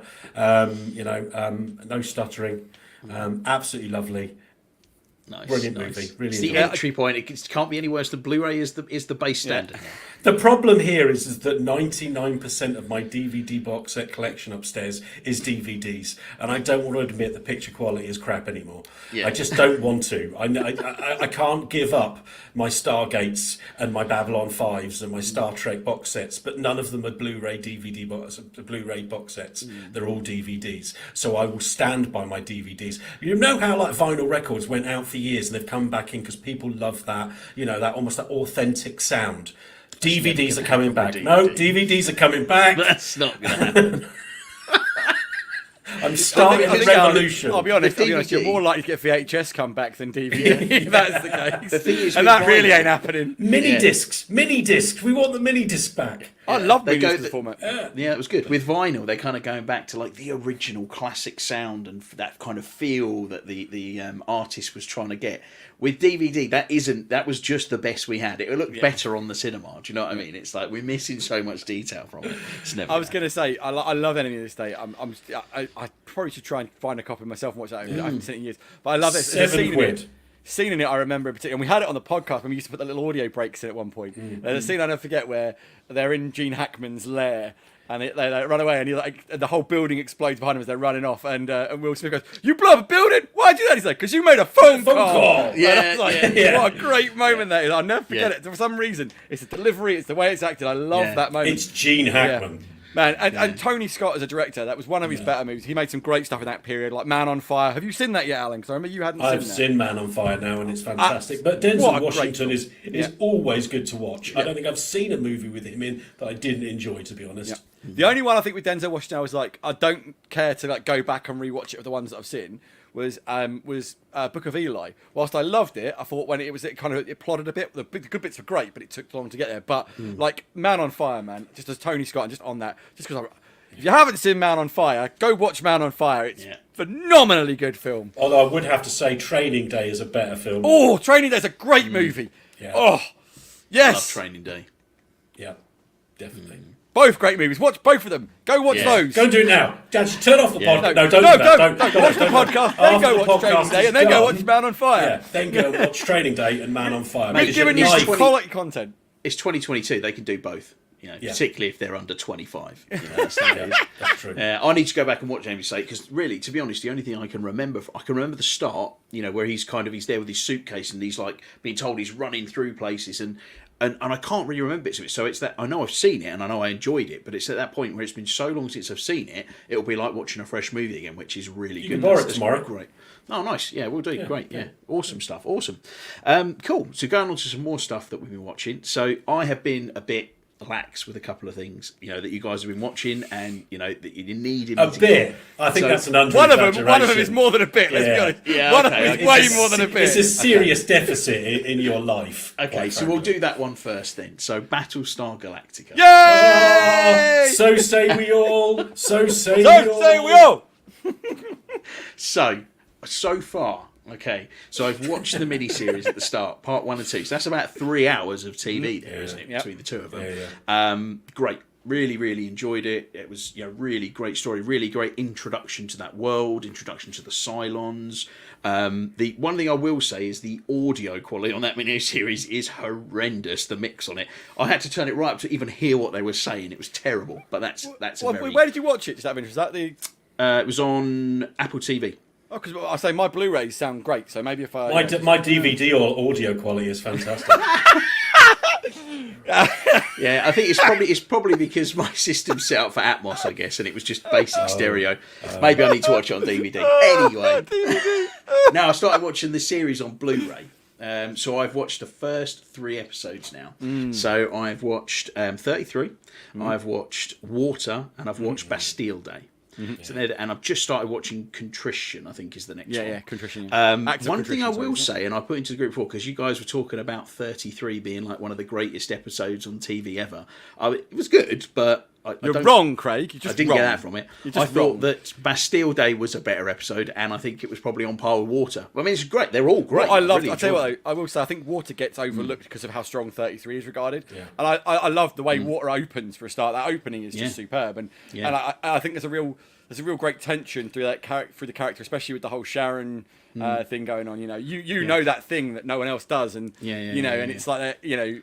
It's just so well thought through. And I think the reason 33 is so well revered is because of the change in tone from the pilot. And you get to the pilot and you go to 33 and you've got this change where I don't want to give anything away for anybody who hasn't seen it, but I just think it just kind of changes up the pressure and the atmosphere straight off the bat, where you've had this big escalation in the pilot, and then it's kind of like this real sort of like. I think we probably did you dirty by over recommending it. To be fair, I think you oversold it. Definitely, and I think the problem is as well. Like for us coming off that, when I like probably with Alan, like you were saying, coming off the mini series, you're left with the mini series where it ends in an almost hopeful note. You're like, oh, okay, things, and then you're straight in at 33. It's like we're just gonna beat you in submission now, and it's just like, Gordon Bennett, this is a bit intense. Like the first time I watched it, I'm like, cool, this is a bit, and then the way that ends as well, that like final bit in the episode, obviously, like not the very last bit, but the last big moment in the episode where the thing shows up and the thing happens. I was just like, oh God Almighty, this is a bit like, You're not saying you didn't enjoy it. It's just you didn't revere it as much. You thought, no, that was all it was. Like I said, we probably oversold it.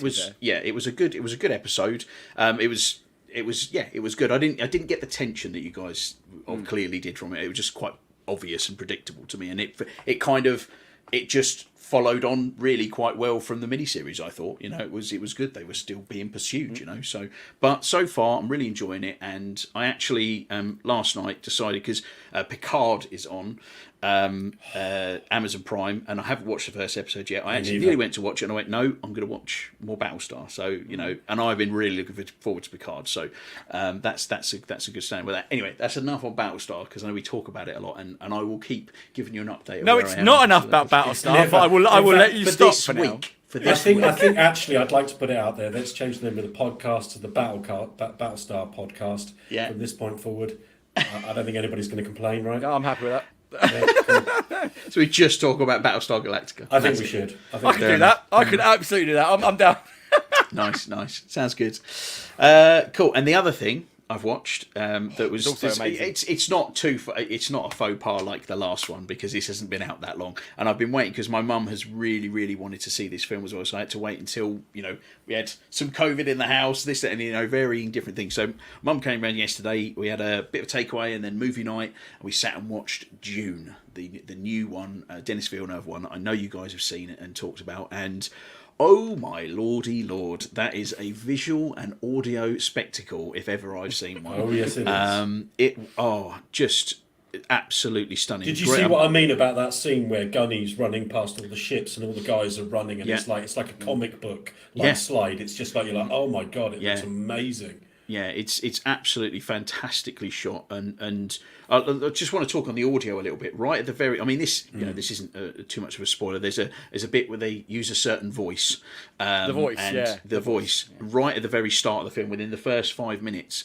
And if you haven't listened to it at the cinema or on a decent audio system, the moment that voice kicks in, and the depth and the bass and the way that it's mixed, I was like, whoa! Mate, I've got goosebumps thinking about how it was in the cinema when you say that, because I can remember sitting in the cinema and being like, oh, especially if your only experience of the voice is the original film from 1980s.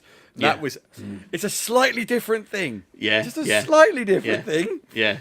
It was absolutely fantastic, and I think one of you guys mentioned before about the shields, the protective shields that they wear, vibro shields. Yeah, just when they're having the fight scenes within that, the audio and the way that it just adds weight and realism to as if they're actually wearing them. The fuzzing and the hissing of the combat and stuff. It's absolutely fantastic.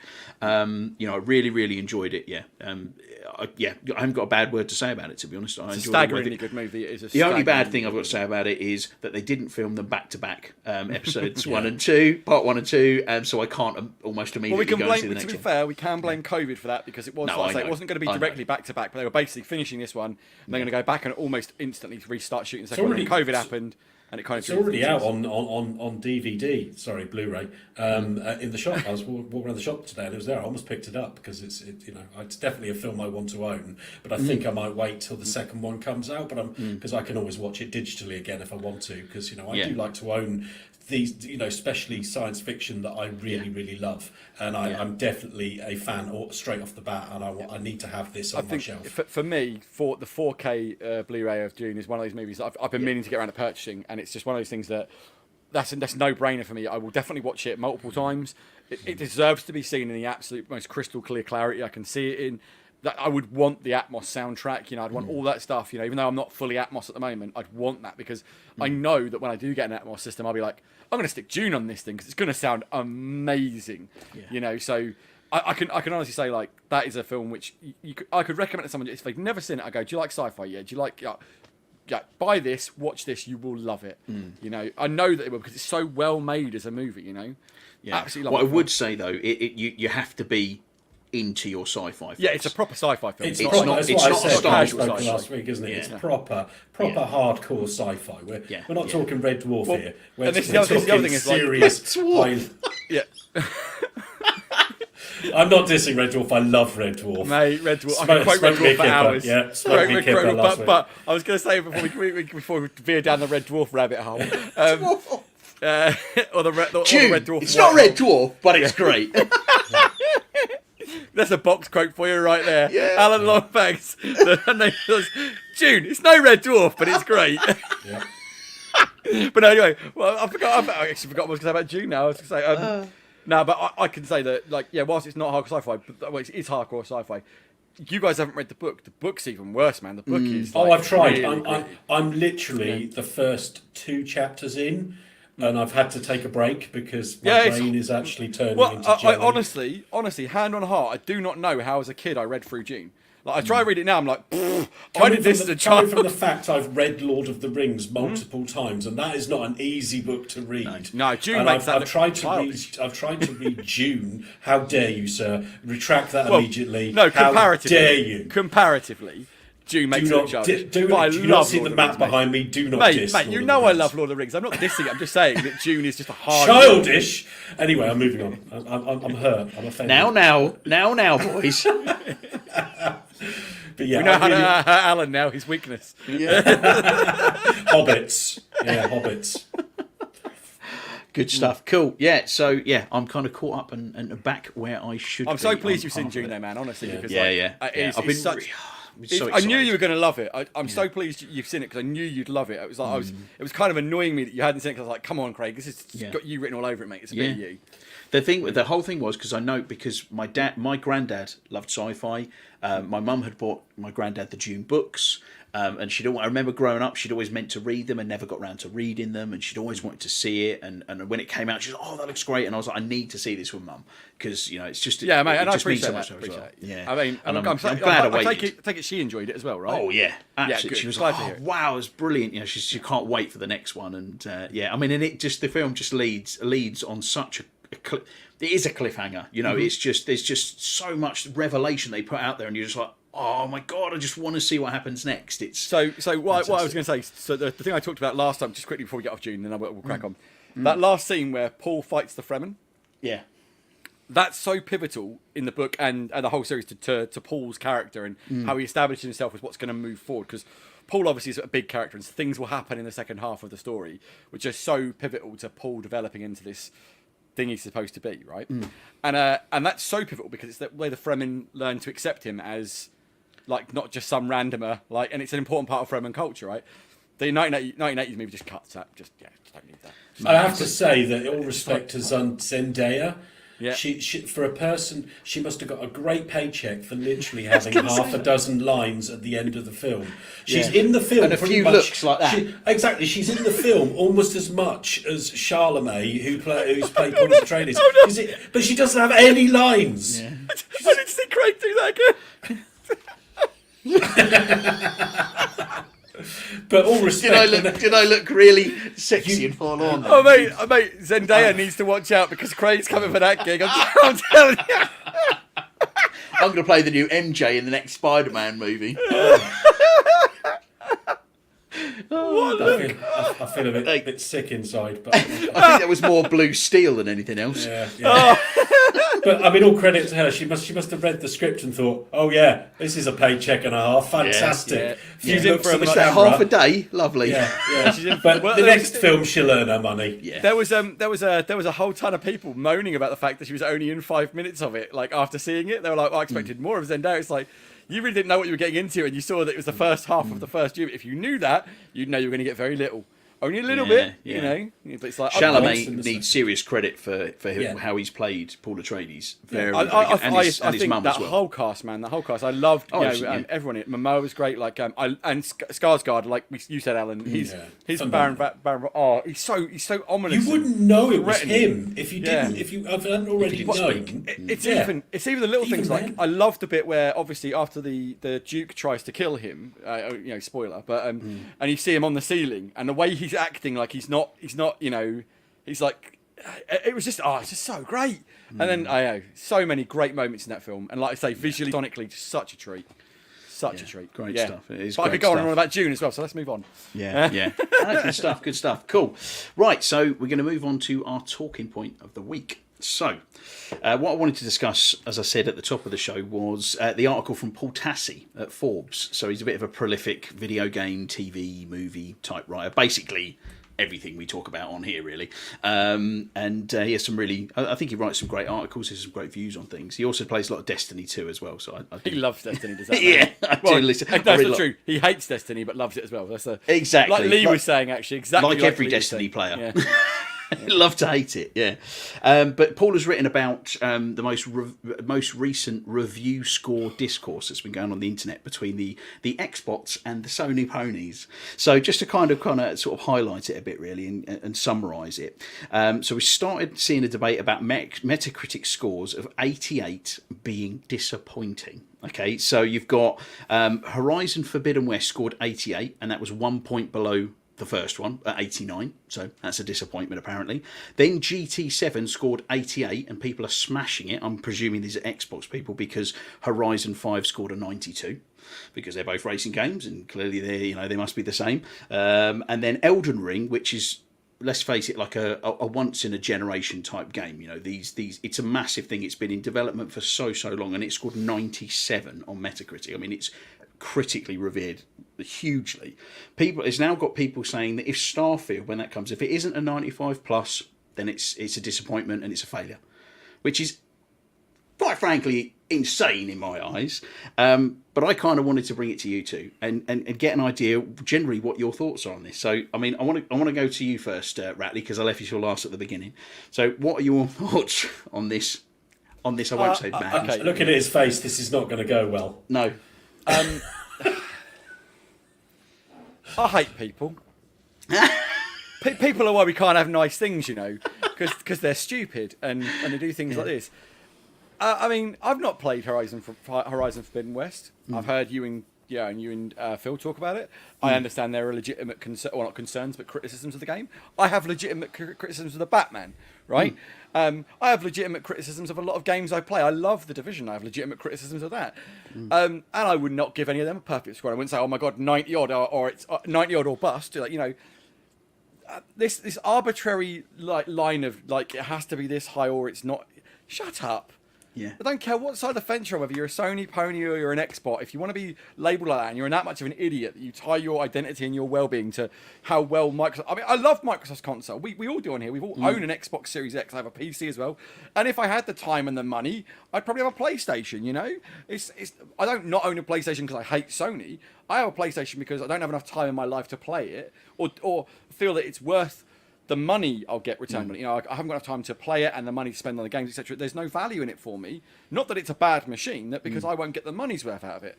If you want to just tie your entire identity to, the fact that, Xbox gets better scores than Sony or Sony gets better scores than Xbox, you need to get the hell out of your house and touch some grass, as they say. You need to just sort your life out. I mean, we're going to come on to this later on, but there's some great games I've played, which some of my favourite games have never been known. Halo Combat Evolved is not a 95 score. It's and it's that's not just generation defining, that was genre defining. A score is an opinion of somebody, right?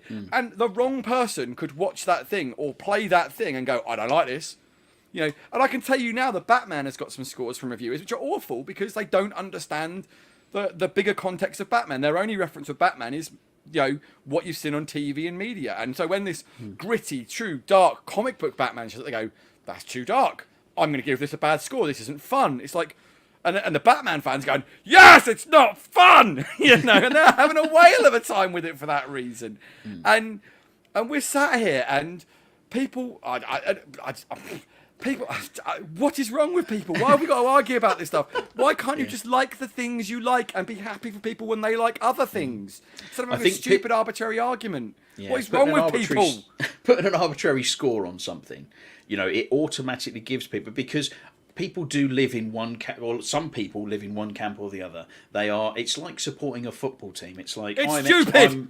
I'm Manchester United or I'm Chelsea or whatever it is. That's stupid too. Yeah, you live and breathe that team, and people get into that with these, I suppose effectively they're the same team. They are corporations, and they just get so behind that brand. They feel they have to fight for its honour constantly, which you don't have to do that to be a fan. And again, like you say, why can't you just enjoy things for enjoying them? I mean, what's your thought, Alan, on it? What Chris said. Nothing more to add. Me and Alan are going to agree. Me and Alan are going to agree. I tell you and what, that Chris, ends the podcast. We're never doing another one again. I couldn't agree with everything you said there. I totally 100% agree, especially 100,000,000%, even though I hate when people say that because a whole point of percentages is out of 100. So that's really freaking annoying. You can't have more. Anyway, but I totally agree that people are stupid. It really doesn't matter. When I buy a game, I make a decision. Let's talk about the Batman for a second. The Batman on IGN has been labelled as a 10 out of 10, a masterpiece. That is somebody's opinion. Chris has another opinion. He gave it an 8 out of 10. That doesn't mean the film's crap, because I'm going to have a different opinion. So I watch multiple reviews of games when I'm deciding whether I'm going to purchase something, and then I might completely disregard all that information and buy it anyway. So a Metacritic score means absolutely nothing to me. And if that's the reason why you buy games, because it only makes a 95 on Metacritic score, then by all means, your life is shallow and meaningless. But by all means, go ahead, base your purchase decisions on an opinion that somebody else tells you what you should or shouldn't do. It's ridiculous, it's pointless, but if that's what you want to do, you're a free person, you're more than welcome to do it. But I'm a normal, let's not stretch it too far. I'm a grown-up, okay, then, again, pull it back. I am a human male. I'm a person that can make decisions on my own, well, apart from when I'm with the wife, but I can make decisions on my own about what games I'm going to buy. And I base those decisions on watching gameplay, on watching people play, on watching reviews, and then I put it all together and I make a decision whether I still want to spend 60 quid on it. Yeah, I was disappointed because I thought that, somebody was going to buy Elden Ring, and I kind of started seeing the reviews that were coming out for it, and they were saying this is really good, and I was kind of like, I really want to play this, and in the end my wife gifted it to me because I couldn't afford it. But I based my decision on what people were saying, not on some stupid score. I watched people playing it, I watched reviews, and I listened to the general consensus for some people that I really trust on their opinions, because their opinions are 9 times out of 10 the same as mine, not because it scored 95 or 96% on Metacritic. It's rubbish, and people who follow that should seriously reconsider their life choices. It also, I've seen it way more with movies as well, where a movie will come out and it'll bomb at Rotten Tomatoes, and I'll watch it and go, why is this getting such terrible scores? It's really fun. And then I'll watch other movies that score really highly, and I'm like, I don't get it, I mean, and again, this is because what you're sat in front of is someone's opinion, and their taste may wildly vary. But it's even worse than that, because they don't even give the films chance to come out now. There, you have your internet warriors that are sitting there, and the first trailer comes out, and they've disseminated a 1.5 minute or a 1 minute trailer before it's even virtually hit the floor running, and pulled it apart and said, this film's going to be shit. It's going to be absolutely rubbish. No, it's going to be absolutely terrible. This is wrong, that's wrong, this is wrong. And they haven't even seen the film yet. They don't had to turn off reviews before the launch of products and stuff on Metacritic and that, because people were just going on and going, we either review bombing because it was a PlayStation game or an Xbox game, right? Or they were just review bombing a movie because the trailer sucked. I think if anything, this is an argument for sites that base these things on scores are obsolete. They aren't needed anymore. There was a place for them at one point, but I do believe that reviews are, you have enough content to make a subjective decision rather than saying it's a 9 out of 10. I should buy that game because it's good. No, I should buy that game because this guy that really likes the same games I like has said it's really good, not because it's a 9 out of 10.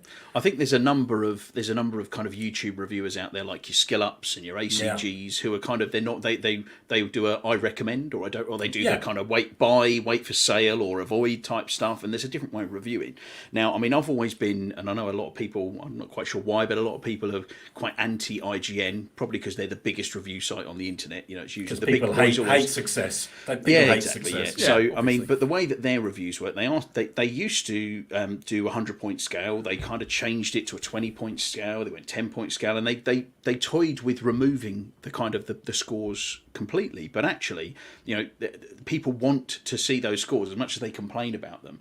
But they're very clear and definitive on the way that they score things. So take the Batman for an example. They scored it a 10 out of 10, a masterpiece. Not 10 out of 10, a perfect film.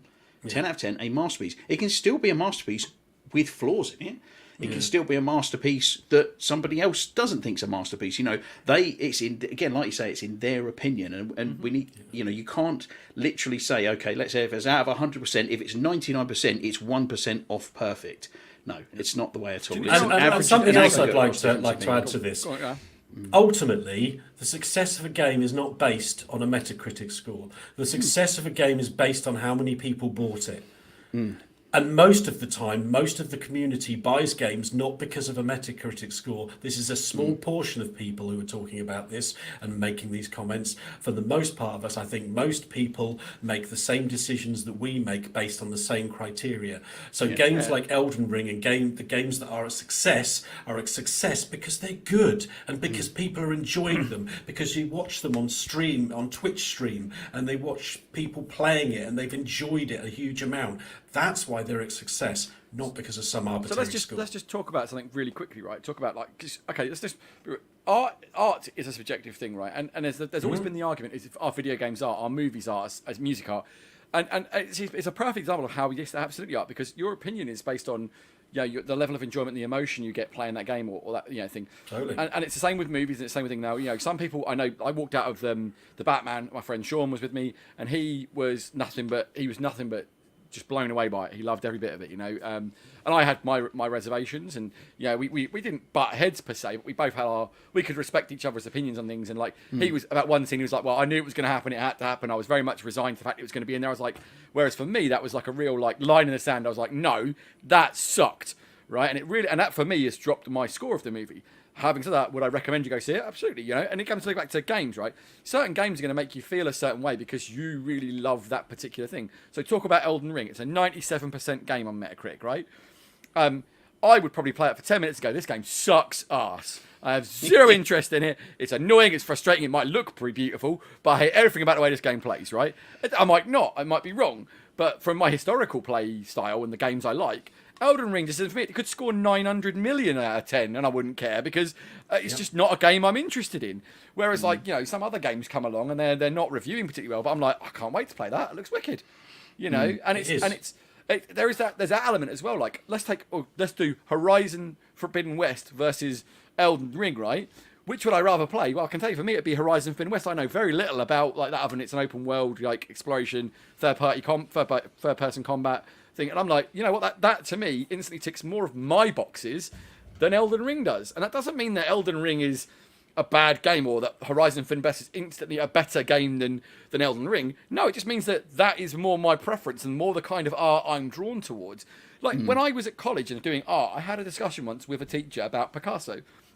And I said, I just don't get it. I don't understand why everyone loved Picasso. I understand what he was doing with his work, but I just think it looks horrible. I don't understand why people, just because it's clever, think it's great art. I don't appreciate that at all. I think I want it to be aesthetically pleasing and make me feel a way, and I don't get that from Picasso.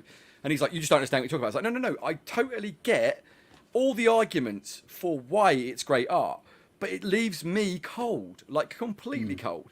But I loved H.R. Giger's work, which is twisted and messed up and all kinds of dark.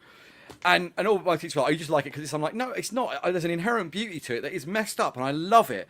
And it really makes me feel something deep inside me. There's something about it that draws me to it. And I just don't get that from this thing. They're like, oh, yeah, and they were like, but you're wrong. And I'm like, but how can I be wrong about the way I feel about what I'm seeing? And this is what this comes down to. It's an opinion versus an opinion. And you all need to shut up and just meet in the middle and go, you like your thing, I'll like my thing. Happy days. I have to say, congratulations. I never thought that we'd somehow be talking about Picasso in the Unnamed Games podcast. Well done, Chris. The next achievement for us is to somehow swing Marie Curie into a conversation at some point. We can become the Unnamed Culture podcast. Not sure how we're going to work that one, but very, very good. Very nice stuff. Nice stuff. All right. Okay. So, we've got the first bit out of the way. My next question to you then, because personally, I think scores still have a place because it's good. It's a good indicator of someone's opinion. Okay, so my question to you, the scores are a thing. So, where do you personally draw the line on what you consider as a good score? So, at what point would a score come in and you go, okay, I'm really questioning my decision about when to get this game? I think So I'd have to go with. I think Yeah. I'd go. The majority of people would have to start disagreeing with it. I mean, I could probably go with a 65% and be still happy. When it starts to get to the 50 mark, I'm like, something's not right here. There's something obviously not right here. You know.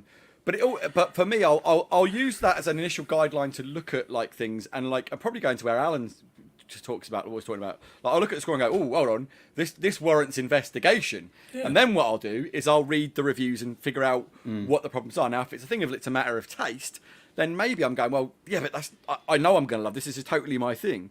If it's a case of mechanically it's broken and there are real problems with the game, you know, I'll maybe like, reassess my purchase. Like, but then having said that, like, you know, let's look at. I mean, you know, we talked about it at length, but Cyberpunk came out. That got fairly slated in a lot of reviews, but also it got a fair share of good reviews because it was a great game with myriad technical problems. But that didn't make me regret my purchase till I experienced them. And like, we go back to the experience thing. Alan's experience and my experience are wildly different. Yeah. So my score of that game is immensely different to Alan's. Absolutely. Because our experience is different. So it doesn't necessarily mean there's no point I think a score would cut me off. There is a point where I would go, well, hold on. You know, about 55, anything below 60, I think I'd be like, I think I need to really look at this and figure out why. You know, it's like, I mean, probably obviously sort of 60 or below, I'm definitely going to be like seriously going, should I be spending my money here? But I don't think it would stop me spending my money per se. I would add the caveat. In my case, I've already said that I wouldn't even be looking at the score. But if we're actually subjectively saying what's the score, I'd have to agree with Chris on that. You know, you're 60 or 50%. You're going to look. I'm not sure how much Aliens Colonial Marines got. It wasn't a good score, was it? Let's be honest. I think it's about 40 off the top of my head. I think it's about 40. It's pretty bad. So if I'd seen that, it wouldn't have made any difference to me because I knew it was a bad game. I knew that people were absolutely blasting it and saying it was absolutely awful. The reviews for it were all terrible, and it was a bad game. Did that stop me from enjoying 8 to 10 hours playing through it with a friend of mine? No. I had an absolute blast. For its faults, for everything that was wrong with it, that was 10 hours of enjoyable gameplay that I had with a friend, and I do not feel I wasted my money. So the just score check the means scores. nothing. Check the scores. It's 45 on PC, 48 on Xbox, and 43 on PS3. That's actually and I have higher to than say, I expected. I have to say that's way too high. Yeah. And I'm not going to sit here and tell you it's a good game. But it is still a game that I enjoyed. So the score means nothing to me. It's a game, and I'm afraid to say I'm one of those people that I think it's been a change that I've had recently, where I've been very much what you'd call a AAA game whore. Yeah, where it's just like it's got to have the next gen graphics. It's got to look amazing. And then I bought a PC, and then you suddenly realise that it's not quite as simple as that. It's like a game doesn't have to have the most amazing graphics. I wonder what game he could be talking about. Do tell, Alan. It's got zombies in it. Oh, is it Project Zomboid by any chance? And don't get me wrong, it has an aesthetic charm that is very retro. But let's be honest about it, it is not a game that it's not been released, so it doesn't have a score. It's still in alpha. But the fact of the matter is it doesn't look like a AAA game. It doesn't matter, because the subject matter is a game type that completely grips me and I want to play it. Doesn't matter what score the reviewers give it. When it comes out and they give it a 20, won't make any difference to me. They can give it whatever score they like. It's about what you enjoy, not about what everybody else enjoys. Alan's put 7,000 hours in regardless. It's 400 hours so far. That's impressive, Jesus man. Christ, That's Al. impressive. But, I mean, actually, just going back to Colonial Marines, that's a really good example, actually, because I remember I had that game pre-ordered at Game. And then I started to see reviews come out, and I started to see people who'd played it talking about it, and I cancelled my pre-order. Because the stuff that were coming out was so negative. I was like, hold on. No, this was at a time where I couldn't afford to buy every game. I was really excited for this one. And I had to be really considered on my purchases. And I went, you know what? No, I'm not going to do it. I'm going to hold fire. And I'll see as more stuff comes out, and maybe I'll get it later. I have to be really considered on and my I still purchases. never played it. Not like now, Craig. never played it? I'm not buying Elden Ring. No, I'm definitely not buying Elden Ring. I'm going to wait till it comes down in price. I don't need that. 2 days later, bought it. Yeah. So yeah. you've never played Colonial Marines, Craig? I've never played it. I've got no intention. I've got no intention of playing it either. Oh, you need to play that. You need to play that. It's a bad game, but it's a good bad game. There's a point. Only if it comes for 17p, then I'll buy it. There you go. That's the thing. So I remember playing it though on the Colonial Marines. I bought it because there was no way I wasn't buying Aliens 4. Yeah. You know, and I remember playing it, and a friend of mine had texted me saying the review scores are bad. I was like, yeah, well, I don't really care about review scores. I know I like Aliens. I'm sure I'll find some enjoyment in it. And he texted me saying, what's it like? And this is like probably like 5 o'clock in the afternoon, the day of release. And I'm just like, and I'd had the day off, of course, to play Colonial Marines because that's how I roll. And I was like, it's not the worst thing I've ever played, but I'm finding good things about it, right? And I'm like, okay, but there are some problems with it, and it's not as good as I wanted it to be, and it's certainly not as good as it was, hyped up to be and shown to be by Gearbox, right? Yeah. And then there's a point where something happens. It's a plot detail towards the end of the thing, and a character appears from the films, and you're just like, huh? And it's so unbelievably dumb. And I just remember I just texted my mate and just went, Colonial Marines just jumped the shark. I think I'm done with this game. and I finished it because it had about an hour and a bit left.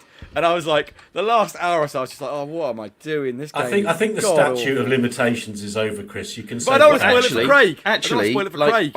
I've literally just fired up Steam while we're talking because I thought I'll have a look. 17p. It's £24.99. I'm not paying £25 for a game that I know is rubbish. If it was like a fiver, I'd have gone, you know what? I'll have a go with that. And rightly so, sir. Rightly so. Yeah. I wonder what. I'll tell you what though. I wonder if we just. One other thing. Let's just check the hot property on the CD keys market. I'd imagine. CD keys, yeah. CD keys is a good one. A good tip actually out there for everybody. If you don't already use it, check CD keys out because you can get some real bargains on there, and it's a genuinely pucker website. Really good stuff. Let's have a look. Aliens Claim Marines on PC. Oh, blimey! CD keys are talking up for £24. I mean, oh, really? Honestly, I can't recommend you ever pay £24 for it. I'd be hard pushed to recommend if it was 24p. In all honesty, So, honestly, if it was a fiver, if it goes on sale for a fiver, I will buy it. And then we'll do a stream and I'll play it. But you'd be better off spending your fiver on a kebab, if I'm honest. Well, I will say this, Craig. If you do it on PC, there's a load of mods you can get for the PC, which make the game at least function better. I need to play it. I need to play it in its raw form. The trouble is, though, Craig, and I will say this, in Colonial Marines' defence and Gearbox defence, you'll never be able to experience how truly awful it was unless I bring my 360 round and let you play a copy of the 360, which I don't actually own, because they patched it quite insanely heavily on PC to uprate the graphics and things like that, which they didn't really do with 360 and PlayStation. So if we can locate a copy for cheap, which I'm sure we can, I'll bring my 360 round and you can play it on the 360 to experience that full Colonial Marine awesomeness. I would also recommend, if you're going to do it, try and rope one of us poor saps into buying it as well. Not me. I will jump in with you and play it multiplayer because that does add to it. Have you got a 360? Have you got a 360? I have two. What do you think? I'm just checking you've still got one, man. A lot of people got rid of them. I haven't got one. See, Craig hasn't got one, so I knew I'd have to bring mine around. See? I do. I think I've got one in the loft, actually. Oh, there you go. It might be broken. I don't know. The only Xbox I don't have, and I do want to get one, is the original one. Yeah, I have a 360. I have a One. I have a One X. So yeah. So yeah, but I was going to say. Nice. So yeah, and it's just like. But there's still enjoyment to be had, like Alan said, with a bad game. Sometimes it being bad is the best thing about it, We've all played bad games and had a laugh at it. On that point, last question for you. Have you had any low-scoring games that you've loved? Or for you first, Alan. Well, loved. That's a very subjective word, isn't it? Played within an inch of its life, maybe. Passion. A passion that can only be described in the same way as when we talk about family. Mm-hmm. Yeah, because... Come on, that was good. Come on. Family. It's Ark Survival Evolved, which I believe sits at a pretty low 69. It's not tenuous. Vin Diesel is the creative director on Ark 2. He is actually hired by Wildcard as creative director. I just want to sit in some of those Zoom meetings with him. So what we're going to do then, Vin? What we're going to do, because we're having trouble with the texture packs on the Tyrannosaurus Rex. Well, I think we should put it on. He's probably a very intelligent guy. I'm just basing it on the characters he's acted. But anyway, the game is Ark, and I think we can all agree, spent a vast portion of my adult life playing that game. An obsession that is only slowly starting Yeah, exactly. It's a good one. There you go. But So, only just slightly- for the audio people out there, so Ryan's just put in, I love Assassin's Creed Unity despite the horrendous reviews. Yep, yep. I mean, let's not even go into the faces missing on that game. Did when it Ryan first came out, experience the but- faces? Because the Yeah, faces yeah. were an entire Yeah, unique no, thing. it's been patched. But to be fair, but, I'm glad he enjoys it regardless. It doesn't matter. He enjoys it, right? Yeah. but Ark, again, it doesn't matter that the review is 69, which is, of course, as we all know, the best. The greatest number. Yeah, it is the greatest best number. 69, dudes. Yeah. It's Bill and Ted, mate. Bill and Ted's why it's the greatest number. 69, dude. Something strange is afoot at Circle K. Indeed. That's all I'm going to say. But anyway, yeah, so Ark, and I've spent hundreds of hours on that, and it doesn't matter. The graphics were ropey when it first came out. They weren't that great right now, to be honest. There's still issues with it. It's had a Series X upgrade, and there's still the water has reflections all up the wazoo. It's the engine that's broken. It doesn't matter how many times they upgrade it. But the point is that this is an example of a game that started off in alpha, and they just kept building on it, and the company has committed to it, and that's built a community around it. Doesn't matter that people jumped in and went, nah, it's not for me, give it a low score. The people that play and the people that love it are still playing it and still loving it. It's the whole symbol of why a score doesn't matter, and why whether you enjoy a game matters. And Ark to me will always be my favourite game of all time. No question. I've spent so many enjoyable hours playing that game. I've made friends. I've played with my son. I've built things that have been destroyed and lost to time. It doesn't matter, because I have enjoyed myself every single second, apart from when I was getting eaten by that T-Rex repeatedly. Quite annoying. But Alan, you'd be proud of me. I jumped to Ark's defence the other day. I was in an Xbox party chat with somebody, and we were playing a game. They were talking about. They said, "Oh, have you tried Ark yet? Because the Ark edition has just gone onto Xbox Game Pass." And he went, "Oh yeah, I'm just firing it up now." He says, "Oh, absolute load of rubbish, crap, rubbish, it's rubbish, worst game ever." I was like, "Whoa, hold on a minute, hold on. That is massively unfair." I said, is there problems with the game? Yes, there's massive. It doesn't look amazing. It looks okay. It's that the engine is all over the place. And actually, if you jump into that game and play it for 15 minutes, you're not going to have a good experience, because you're going to run around in your pants and get eaten by a raptor. Yeah. That's what your experience will be for 15 minutes. And if you turn it off after that, then yes, it's not a great experience. But it's a game, if you like survival games and you like building games and you like taking your time to survive in this harsh environment, then it's got a huge amount to offer.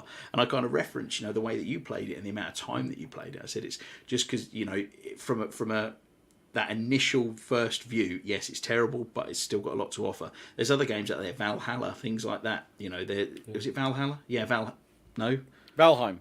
Valheim, that's the word I'm thinking of. Valheim, very similar, although that got critically, quite well reviewed initially. But if these games, you need to spend a bit of time in them to really get what's great from them. Definitely. You cannot base it on 15 minutes of gameplay. And they reward dedication. The feeling that you get when you survive that 15 minutes, or when you do manage to bowler that raptor and actually tame it, and that becomes your steed. That's the sense of achievement. It's a Dark Souls type of achievement, to be honest. You've overcome something. That's why they're called survival games, and that's why I love them, because I love that sense of achievement. I remember playing that game on the PC, I think long before you'd even played it, I think, Alan. And it was some friends I worked with had a private server, and I remember myself and Phil from the podcast, we found a little location to build our base. We said we're going to build a base together. And we found it was like right on the coastline. So you had a piece of beach with a cliff that went down. At the other end of the beach, there's a cliff that went up. So it was like a narrow, kind of walkway to get around this side of the island. So we built our base there. And as we kind of got further and further on, we kind of took over this whole stretch of land, this thin piece of land, and we built massive walls and gates at either end of it. And we put a sign up saying, I think it was like 50 iron for a fee to get through, or whatever we needed. So if people want to come walking down there, say, give us something and we'll open the gate. But stuff like that, it was just really great fun. And we tamed like flying. I can't remember what they were. Well, they were pterodactyls or something. Pteranodons. Yeah, and they would fly up to the top of the volcano, and there was particular things up there that you could go and harvest. And there's a lot to it. And I stuck a good. I mean, we must have played it for 50 or 60 hours, and I really, really enjoyed it. And so, yeah, if you stick to it, there is a lot with it, definitely. But And it's all free on. It's all not free. I keep saying that, but it's on Game Pass, and everything is on there all the way up, I believe, to the most last update, which is Genesis 2. Yeah. So. Just to mention again for audio people, Steve has just come on. What are all the ghosts of people running around in the game? I presume he's talking about Elden Ring. It's called multiplayer. No. Yeah, they are other people. You'll see glimpses of other people fighting. And if you see someone, you'll see a patch of blood on the ground. If you go up and look at the patch of blood, you'll see how somebody died. It can give you a good indication of whether you should go down that place It's or not. so innovative. I mean, I don't mean to harp on about it, but, you know, the whole thing that you can leave messages that other people in other games, they've never done it before in any of the... Oh no! Wait, hang The on. Dark Souls. Yeah. So you'll also see little bits of writing, like runes that are sketched on the floor. If they're white, they're messages that people have left. Just be careful of them, because some of the messages might say, "Oh, there's treasure over this." I've turned them off. Have you turned them off? Yeah. You have to go offline, so you can't. There's no way to actually just turn them off. You have to go into the settings and turn it to offline mode. So when you play it next time, you're offline. Because to be honest, I just want to enjoy the experience of being in the world. I don't want to see people in other worlds. I don't want to see people's stupid messages that go dragon round the corner, and it's actually nothing. It's a bush. It's or just jump off the edge of a cliff. There's treasure down here. Yeah. People are idiots. Beware of They the troll trolls. you. Beware of the trolls is what I'm saying. But if you see something that's in orange, and you'll often see this outside some of the green mist that you go into, you can actually summon another player to come and help you in a boss battle. So if there's one you're particularly struggling with and you got to the end of your tether and you want some help, go and see one of those little yellow signs, and someone will jump in. And you might get Craig in your game. Maybe then. Yeah. So it looks like he's agreed he's best to play offline then. Fair enough. Each to their own. Anyway, I completely. So my next point actually was over to Chris. Yeah. So. Oh, okay. Yeah. Sorry, I forgot you hadn't asked me, to be fair. Yeah. No. Well, I got. One game which I love. I don't play enough of, and I wish I did play more. And I never seem to make time for it, which is annoying. And I know that one of my friends would love me to play more with him, which is Sea of Thieves. Sea of Thieves got slaughtered at launch, okay? And I mean, I never thought Sea of Thieves was a bad game. Sea of Thieves is an empty game, sure. But it was always mechanically sound. It always looked great, and it always played well. It didn't have enough content. I'll give you that. But I think that also opens up another thing of, like, a game like Sea of Thieves might review really badly at launch, but in 5 years could be so full of content and stuff to do that you don't quite know what to do. Like, Sea of Thieves is so full of content now, it's almost impossible to do anything without falling over another event, you know? And so I think it's really unfair to, like, to games themselves, but that's a whole nother sort of snowball to go down, right? But, like, I could talk about, like, Alan, like, The Division got 80%, and according to these people, you know, that we're talking about today, it's a terrible game. You know? And actually, The Division 2 has a Metacritic score from users of 5.9. Okay? It got, like, 80 from critics and 5.9 from users. So if we talk about what people thought, people are telling me not to play this game. I've had nothing but great things to say about it. I mean, sure, there were some problems with it, and I had some frustrations. But a lot of those negative scores on The Division, and we've seen it on both versions of The Division, are from people who expect it to be COD or something along those kind of lines, not expecting the RPG mechanics, not expecting the bullet sponge enemies, and then going, oh, it's not good because it's not hyper-realistic. It's like, it's not supposed to be. It's not that game. It was never sold to you as that game. You just didn't pay attention, and when it wasn't the game you wanted it to be, that you've made it up in your head, you went, I don't like this game. It's like, because it's not what I wanted it to be. It's like, well, no, they've told you what it is. You ignored it, you know. And that's another thing that happens too frequently with game reviews and people as well. But it comes back to that thing of, like Alan said, you know, he's put time into Ark and he loves it and he's made friends and it's had life experience. We've talked about it at length on the podcast before. My relationship with The Division is way more than just a game I've played. I've made friends for life from it. You know, it is literally instrumental in, like, you know, a day where I may not have continued to exist if it hadn't been for friends in The Division, you know. So I'll always stick up for The Division. That doesn't mean that it's going to be your cup of tea. Again, we come back to that point. I can tell you why I love it and what's good about it. You should then take that information, not an arbitrary score, and use that to dictate whether or not you think it's going to be an experience you'll enjoy. You know, we really have to get away from this. Scores do help you as a quick indicator of, oh, hold on, maybe I need to reassess something. But don't just take the number and go, well, that's the be-all and end-all of how good a game is. You know, a number is a way to help you think, well, do I need to look into this more? Should I be reading about this? Is it the game for me? Maybe. But it doesn't tell you it's going to be a game you'll love or you'll hate. It tells you it's a first piece of information in the big puzzle of, Should I be looking at this game? Is there a problem with the game I've been looking forward to, etc.? But, use that information wisely. Don't just go, score, done. Because Yeah, so I was much looking stuff. online on Metacritic, and Warframe, a game that I've mentioned several times on here. Again, and we see a bit of a trend here of live service games, and games that are updated continually over time. That scored 60. Still got a Metacritic score of 64. So whether that's been revisited and No, I never re-reviewed, revisits those. Never revisits them. And that's the thing. The game has expanded and grown so much. There is just a wealth of content, and I have so much fun playing that game. It's absolutely brilliant. But again, really, really hard to get into. It's almost impenetrable. And I think, the Division 2 probably has an element of that now. If you're a new player to come into it with all the added extras on. I know Destiny 2 is the same. A friend of mine recently has been, sort of trying to experience Destiny 2. He was sort of like, I don't really think it's my sort of thing, but I'll give it a go. And it's just been having a terrible time with it because he's just going, I don't get it. I don't see it. What am I doing? What's this mean? Where's that? And it's one of those things when a game grows and becomes more and more than what it originally was. It's very, very hard for people who've already played it for a long time, or the people who created the game, to retroactively go in and explain to new players how to play something. Yep. So I think really, just talking about the score type thing, I think really reviewers and review sites have a bit of an obligation. I know IGN have started to do this a lot more now. When a game has a serious number of updates, they have an obligation really to go back and re-review a game and give it another score. What you do is you review for a living, that's what you should be doing. Well, that's something we're hugely different.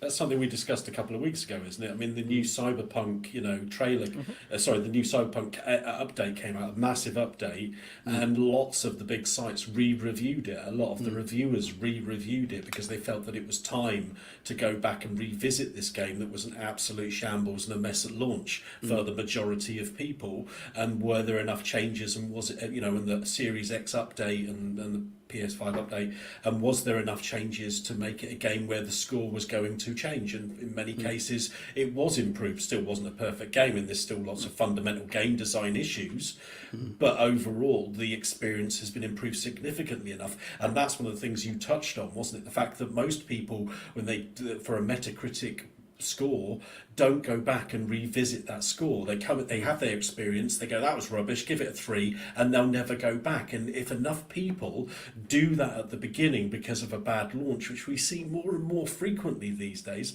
especially when games are coming out as alphas or games are coming out where they aren't even ready to be released as full titles, they get really low scores at the beginning, and that means that score is permanently diluted by that first slew of people who never go back and reevaluate it. So that again means those scores are fundamentally deceiving about what a game might be at a certain point in its life cycle. Yeah, Cyberpunk at the moment, you look on Metacritic, and I think it's PS5 and Xbox Series X, it's sitting in the mid to high 80s, I believe. It's a really good scored game. But you look on the PS4, and I think it's still in the mid 40s. I think because it just doesn't really work on those old type consoles. But yeah, I really think it is something. But that's key to the experience part, as you were saying. It's all about your experience, what you're going to think, and sometimes your hardware will do that. Yeah, that's it. No, definitely. Well, I mean, we're coming up on the 2-hour mark. We've figured it out today, right, Craig? People are idiots. Yeah, pretty much. That's our takeaway from that's this. to sum up this week's podcast. It's a good guide to life right there. That should be the tagline for life. People are idiots. Yeah. People are idiots. Do not trust. But we love our audience. Don't you understand why people? People who watch the podcast, they're not idiots. They're obviously cleverer than the average idiot. Yeah, they are the discerning ones. They enjoy this content because it's quality content. Yeah, because they're discerning people. They are. Yeah. They can still talk quality. Great stuff. Cool. Metacritic review of our podcast would be interesting. Yeah, that's it. Yeah, I reckon we'll barely get into the double digits. I reckon, but anyway. So on that bombshell, it's going to be a bye from Mr. Longfangs Howler, Zomboid, and a bye from Mr. Rats the Tweets. Because I'm Batman. And a bye from me. See you later, everyone. Take care. Thanks for watching. Bye. See you later. Bye.